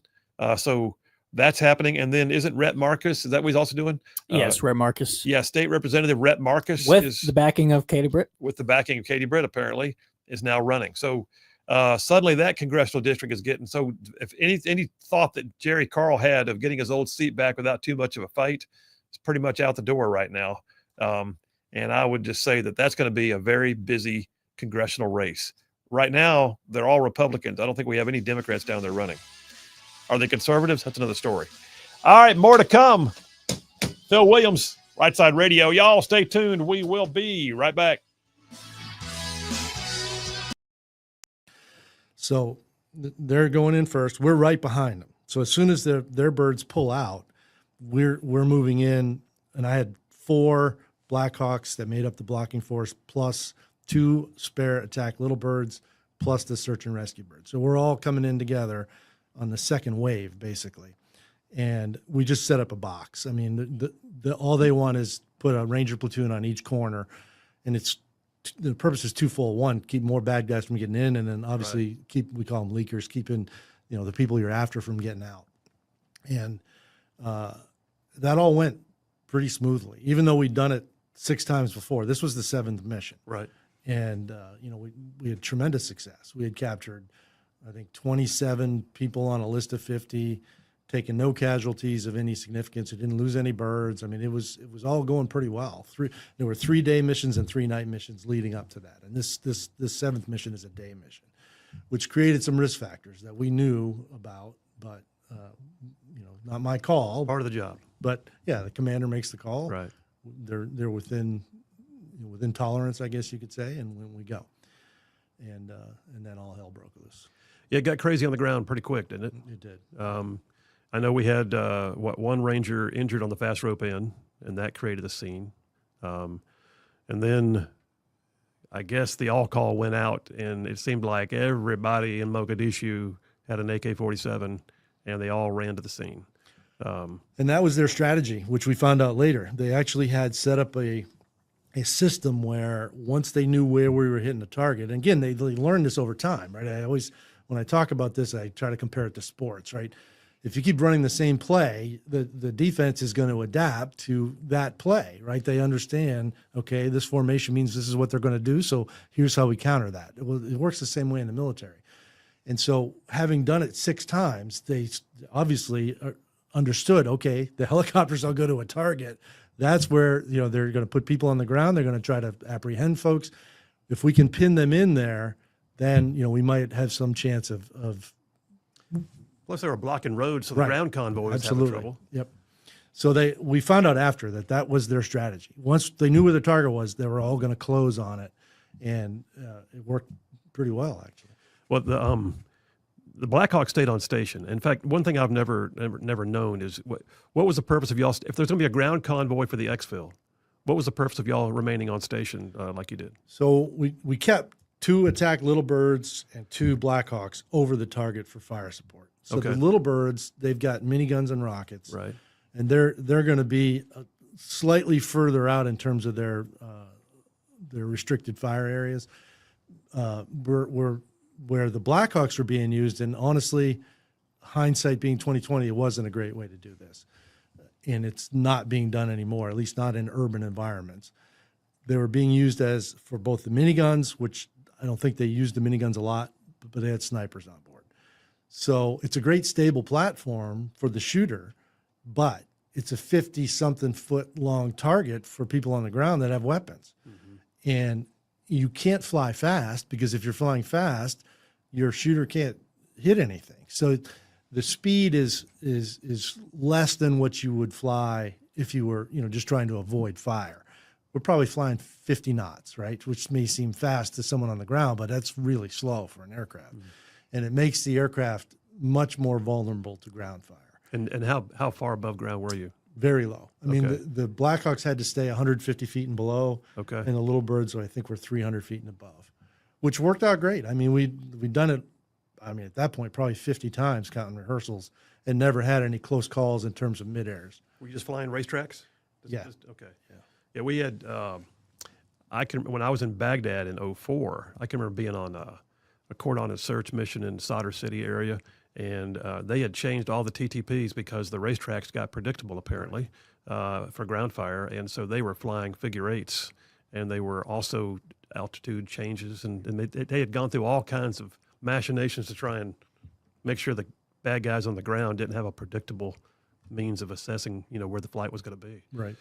Now, my flight, because I'm not one of these 4 aircraft over the target. I've already gone in. I put my guys on the ground. But I took my flight north of the city for exactly what you're talking All you Rightside ruffians out there, you are listening to Rightside Radio, solid conservative, just plain right.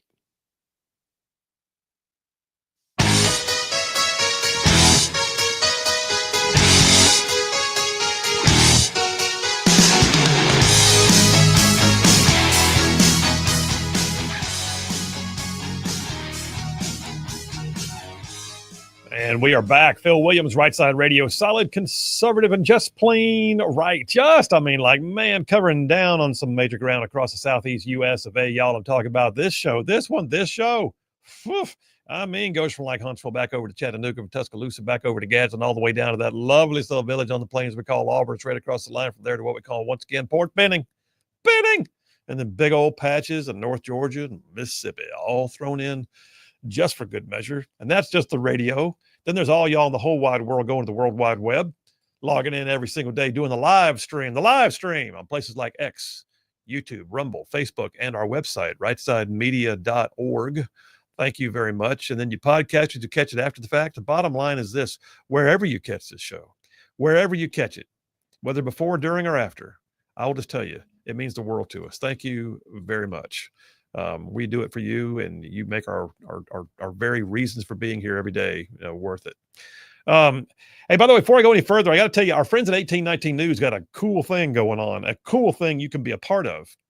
So 1819 News, if you're not familiar, 1819 News, in their quest to constantly bring truth to you on the reporting they do, and by the way, it's true investigative reporting. They do a great job. They are a nonprofit, and they remain a nonprofit because they don't want to be owned or feel like they have to be subject to something other than what they believe is the best. And so they raise their money as a nonprofit does. That being said, some of the things they do to raise them have really reached the next level. They've been given a $20,000 package at Mar-a-Lago. A $20,000 package at Mar-a-Lago. What does that get you? That gets you a stay at Mar-a-Lago for several days. You're there, you get spa treatment, you get a candlelight dinner, you get time with all the amenities, you get to lay out by the pool, you get to enjoy Mar-a-Lago. $500 buys you a raffle ticket to win a $20,000 package at Mar-a-Lago. Very cool. All proceeds go to help 1819 News continue to do what it does. You hear me quote them on the show all the time for the last 4 years. And yeah, 1819 News, they're friends of ours. You can go if you want to buy into this raffle. All you got to do is go to 1819news.com/raffle. That's it. 1819news.com/raffle to buy your chance to win a $20,000 package at Mar-a-Lago. Oh boy, that's good stuff, man. That is good stuff. I got to tell you, there's a few updates on this John Bolton raid, and it's being talked about on TV. CNN's got the story right now, and of course, who do they bring in to talk about it? None other than Adam Kinzinger. Oh, gee. Oh, well, of course. Well, I mean, the most objective, non-biased opinion out there. Yeah, he's absolutely going to give the best legal opinion. Yeah, because Kinzinger, well, nothing else to do. Said. I'll just stop. Anyway. I've got a piece here I pulled off of the internet to just a few minutes ago. There's a by the way, one of the sites that I follow is called the Vigilant Fox. Vigilant Fox is constantly posting like threads, long news stories. He has one today about Scott Jennings, who I've been on CNN with several times here lately, who does a great job. He's been out there for a while, speaking the conservative message. Scott Jennings reminded the world today that John Bolton himself, whose house was raided by the FBI today, that John Bolton himself was so quick to say back when Mar-a-Lago was raided, there's no evidence there's a partisan motive here. I think everybody should just calm down. Whether you're pro-Trump or anti-Trump, let the process work its way through. I wonder how he feels right now. I guarantee you he's probably thinking, this is absolutely 100% partisan. He probably sounds something like this.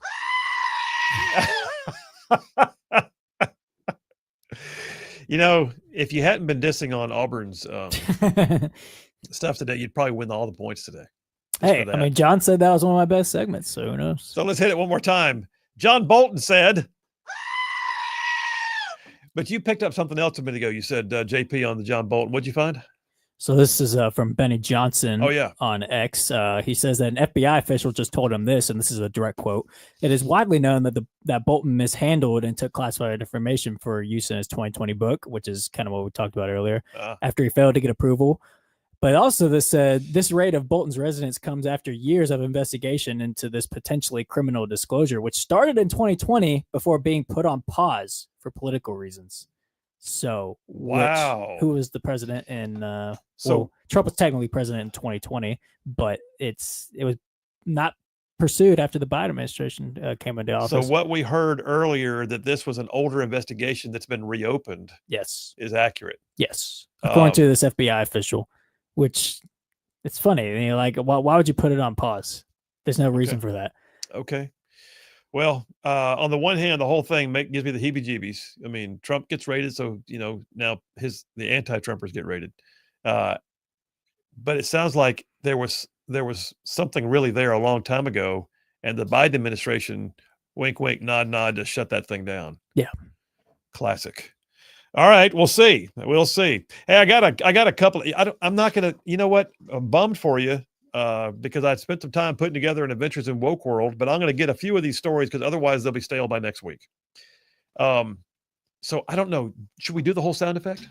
I'll tell you what. Let's just do it. I'm saying every once in a while when I'm resourcing the show, I look around and I find all the wokeness. I see the woke here and the woke there. I think, my gosh, how much wokeness can there be? And then I realize suddenly I have now amassed a veritable charcuterie, a plethora, a vast cornucopia, a buffet, if you will, of wokeness. And that means it's time for Adventures in Woke World. Adventures in Woke World. All right, now I'm digging this story out on Newsweek, came out just a few days ago. We talked about it briefly once before, but it's really going.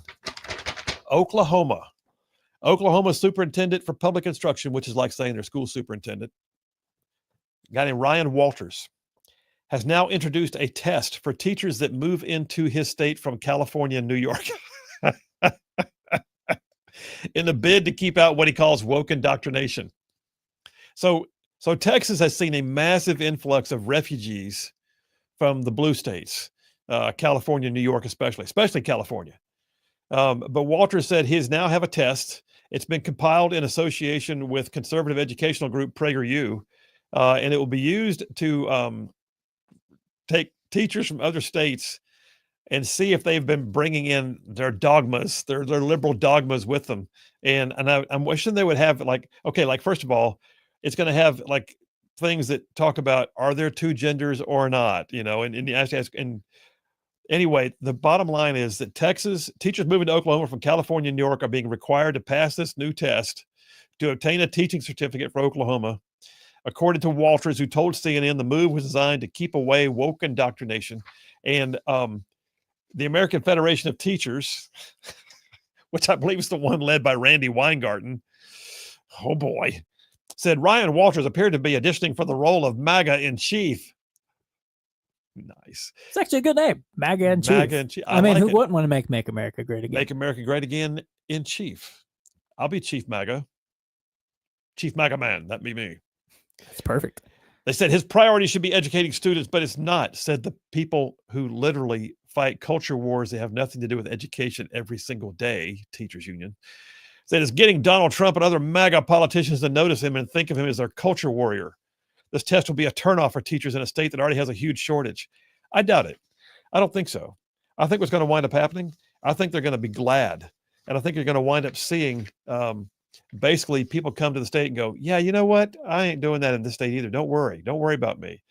But PragerU's CEO, Marissa Straight, told CNN, yeah, the questions were aimed at, quote, undoing the damage of gender ideology being forced and taught through some of these tests, like a thing called the PRISM test, which is a training program that helps create teachers who support LGBTQ plus students in California. So they're coming from states where they promote wokeness in teacher training.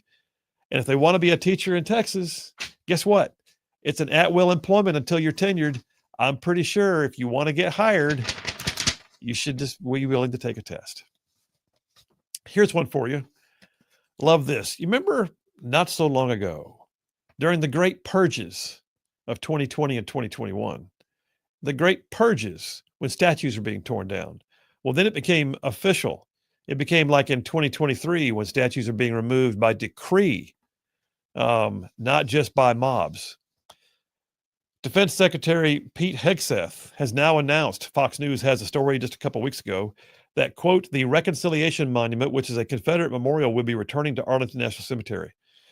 By the way, it's a beautiful sculpture. It's if you can find a picture of it real quick, slap it up there. But it's an amazing, and it's not just a statue.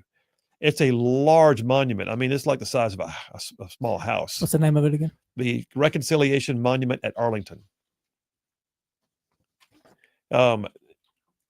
Hegseth says, I am proud to announce that the Moses Ezekiel's beautiful historic sculpture, often referred to as the Reconciliation Monument, will be rightfully returned to Arlington.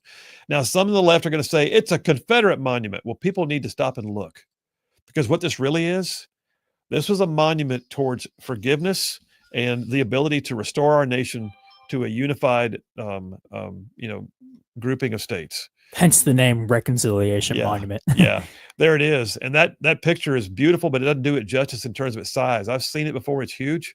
And it's the fact that they took it down at all. I mean, it took a crane to take it down, but it is now going back in place. It also points out in the article here, Ezekiel was actually a Jewish American sculptor who fought for the Confederacy during the Civil War. And after the war, General Robert E. Lee encouraged him to become a sculptor, and he attended the Virginia Military Institute, studied anatomy, and he is buried with honors himself at Arlington National Cemetery. So there's that. Last one I got, since I'm running out of time, is this. Plant-based meat. Can I just go ahead and say that's not meat? It's just not. Of course it is. But Daily Wire has a piece that just came out not long ago, a few days ago. Plant-based meat denies that it's filing for bankruptcy amid falling sales. This was like a given from the day they started. You talk about a niche market. Well, I want to taste the meat, but I don't want it to be meat. Well, then you don't want meat. Let's be honest. If you don't want meat, just say, I don't want meat, but I like a good burger. Well, then you want meat. No, I can't have meat. Well, then you don't want a burger. Why is that hard? I'd like a sausage biscuit, please, but can it not be sausage? That's called a biscuit. With jelly? No, I want the sausage, but I don't want it to be meat. That's not the way this works. So Daily Wire has a piece saying that Beyond Meat, which is the name of a company, and the company's called Beyond Meat. It's a plant-based food company that makes vegan burgers that look like the real thing, is denying rumors that it's about to file for bankruptcy. The company, which pioneered and popularized hyper-realistic plant-based meat products that resemble burgers and chicken, they made fake chicken tenders too. That's That's just weird. If they get into chicken wings, you're going to have a riot. Well, they put fake bones. Put fake bones in the chicken wings. That'd be awesome. Says, we have not filed, nor are we planning to file for bankruptcy. However, the numbers don't look good. Beyond Meat's revenue fell 19% year over year. It's seen a total net loss of $29 million, an operating loss of $34.9 million. The company's CEO said they were actually, quote, disappointed. There's an understatement. With the, quote, ongoing softness in the plant-based meat category. That's because it's not meat. Just call them vegan patties. Just call them like, I don't know. What would you call that? A plant burger. What is that? What's an alternative? It's not a meat. Veggie burger like that. They don't sell it as the fact that it's meat. That's where they're mistaken, or that's where they're falling short. What's that thing in Australia? The Vegemite sandwich. I don't know. I've never heard of that. You've never heard of? He just smiled and gave me a Vegemite sandwich. Vegemite sandwich. What is that made of? Simple Australian staple, typically consisting of buttered bread and Vegemite, a dark brown yeast extract spread. Is that what is Vegemite? A dark brown yeast extract spread? Yeah, a thick, dark brown Australian food spread made from leftover brewer's yeast extract with various vegetables and spice. Brewer's yeast extract? And spice additives. Oh, boy's hammered. Yeah. What's he been drinking? Nothing. He had a Vegemite.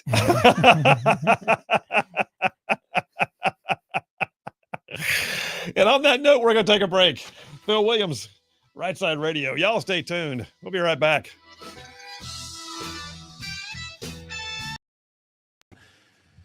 And one of the guys criticized me. You know, he said, "Hey, we need to stay closer to target so we can see what's going on." And I'm like, "No, we're a contingency force at this point.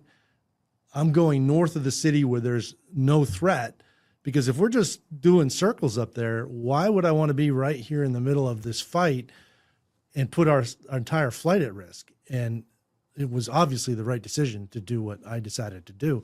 So I've got my flight and I'm north of the city. Now, north of the city is not a long distance. It's probably a mile. Right. And we're up there orbiting, basically on standby.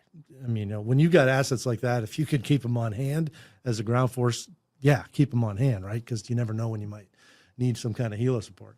And then I get called back in when the first Black Hawk gets shot. Well, that's what I was going to say. So you were flying what, Super 6-4? Right. And Super 6-1, your friend Donovan, right? Right. So he's the first one to go down. And Cliff Walcott. Yeah, and Cliff Walcott. And then you were, I think you were directed in to replace him. Correct. Okay. Now, we didn't have a sniper on board. So we're going in simply to use our minigun down close to try to provide fire support for the guys on the ground. That's what our mission has now become, which that was not our mission prior to that. But again, you adapt and you do what needs to be done to try to help the force that you're supporting. And you've got a full crew? 4, yeah. 2 crew chiefs and 2 pilots. All right, so Super 6-1 is down. What do you remember about Super 6-1, hearing it over the air? and recognizing that one of them's already down. Yeah, I mean, I've always called myself an eternal optimist. It never in my wildest dreams would I have thought that Cliff and Donovan would be dead. I just assumed that, they took a round, they're going down, they're going to land the aircraft somewhere, we'll get them recovered, and we'll all go debrief this thing when this is over.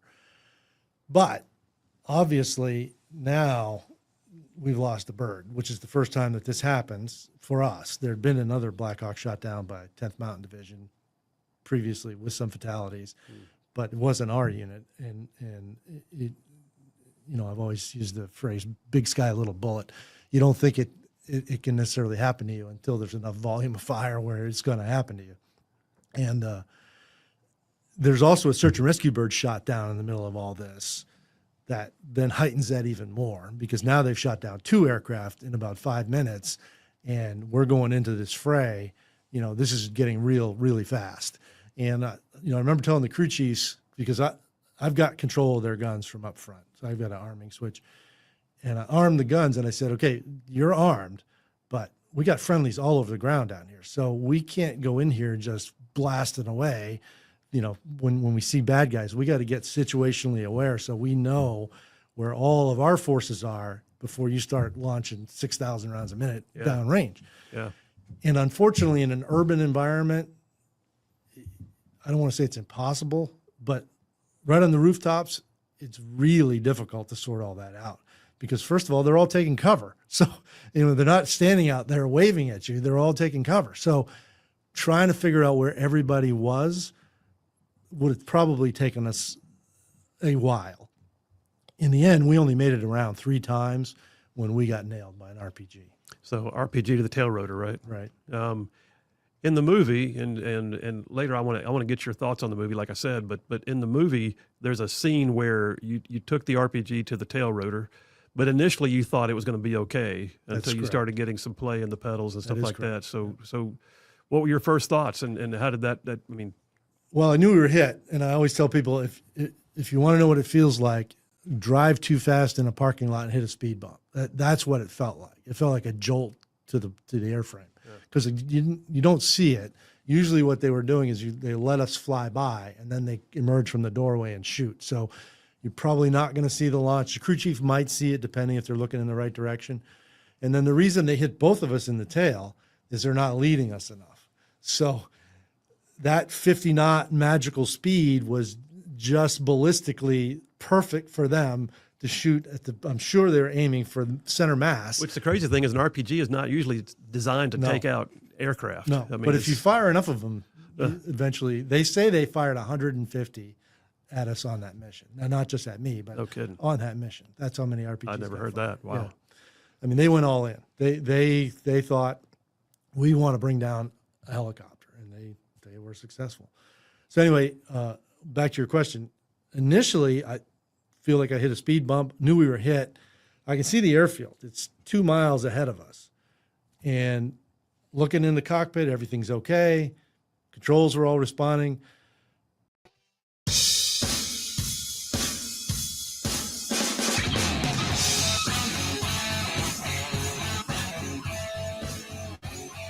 And we are back. Phil Williams, Rightside Radio, solid conservative, just plain right. Just saving the world one soundbite at a time. And oh, by the way, the Vegemite reviews are in. Real quickly, JD from Priceful says, consistency of peanut butter, but not the taste. Alex Mathis says, do you think the Vegemite sandwich was served with a cold glass of fly larva milk? Oh, stop. Oh, my gosh. Oh, my gosh. I can't believe she remembers that. Chris from Huntsville says, I was in Australia years ago and they eat Vegemite like it's the best thing ever, but it's terrible. Whew. And then David from Decatur says, Vegemite's actually pretty good, but even the Aussies will tell you just to spread it very thin on toast. Okay.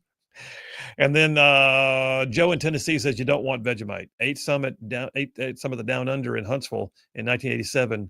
It was like clabbered yeech. That's awful. And then last two real quick. JT Lacey Springs says, have a great weekend. Thank you, sir. Thank you very much. And he sent me a meme that says 3,025 years from now, life will either be really good or really bad. It's 50-50. I see what he did there. John in Huntsville says Phil and JP are today's co-winners with an A double plus for their equally brilliant performances. Congratulations, by the way, JP. You would have been today's outright winner with an A triple plus, but I had to take back some of your extra credit points for questioning Auburn's comments or their national championships. I wasn't questioning. I was relaying the information. Let me go to the phone before I run out of time. That would be Jeff Rowe from Indiana on vacation in Alabama. Hey, buddy, how you doing? I'm doing real good. I haven't had any Vegemite sandwiches yet, so. Whoa! Listen, now that I've heard the description, I don't think I ever that's will. what you eat after you get drunk. That's the stuff you say. Here, buddy, hold my beer. Watch this. But that's pretty good stuff. Well, tell me about your day. Did you have any more dolphin excursions? What did y'all do today? No, today we just went to Tanger outlets and Oh, bought yeah. some junk and Oh yeah. and they got the souvenir shops junk and stuff like that, and we're getting ready to go to the beach here shortly. Well, thank you for bringing your tax revenues to the state of Alabama. The Tanger outlets down there. I think every time we've gone to the beach, Charlene says we have to go to the Tanger outlets, but I usually don't mind. Well, of course. Well, yeah, I needed a new this and new that, so it's cheaper to get there than it is anywhere else. So That's exactly right. They're pretty cool. Well, good, man. I'm glad. I'll tell you what, we talked about a lot of things today. You got any thoughts on it? We did the Don't Mess with Texas and the California redistricting. We talked about some home fries, and then we had JP on sports. What's your thought? Well, you know, that's redistricting stuff and everything. It's, how are they going to carve out any more people, if they can't jerry rig the lines so much, to make it, look like it's something, I don't understand how come Alabama can't do the same thing, but apparently you can't because the courts won't let you. So why will the courts not let you, but they'll let them? Courts won't let us draw the lines on the 10-year mark, much less the mid-year mark. Uh-huh. I don't have an answer to that. In fact, I need to just go check with somebody and see, does Alabama law allow us to do it in an off-cycle way? Now, we've had some we had to do because we were mandated, but that was because the first one wasn't accepted. So I don't know, man. I just look at this and go, wow, it's an interesting dynamic. I want to know if the courts throw out any of these new lines anywhere else, because apparently you're awful special when it comes to lines like that. But the courts won't let you, but they'll let anybody else. I still think that Alabama's got the sins of the father sort of thing being held against us. But yeah, it's something. The whole thing's messed up. That's when the Democrats was in charge, though. Now Republicans have charge. Oh, well, listen, the music's about to play, brother, but I know you're back. Are you back at work next week? Is that right? Yeah, I go back Monday. All right. Oh, boy. Well, hopefully you rounded out your driver's tan while you were down there. But in the meantime, be safe going home, and I appreciate you. All right, Phil. You all have a good one. You too, man. Take care. Well, there's the music. That means the week is over. Oh, my gosh. That's right. It's the weekend. We'll see you guys on Monday. But I will tell you, like I tell you every single time, yes, there are more of us than there are of them. Yes, God is still on his throne. Y'all have an amazing day. Stay in the fight. We'll see you Monday.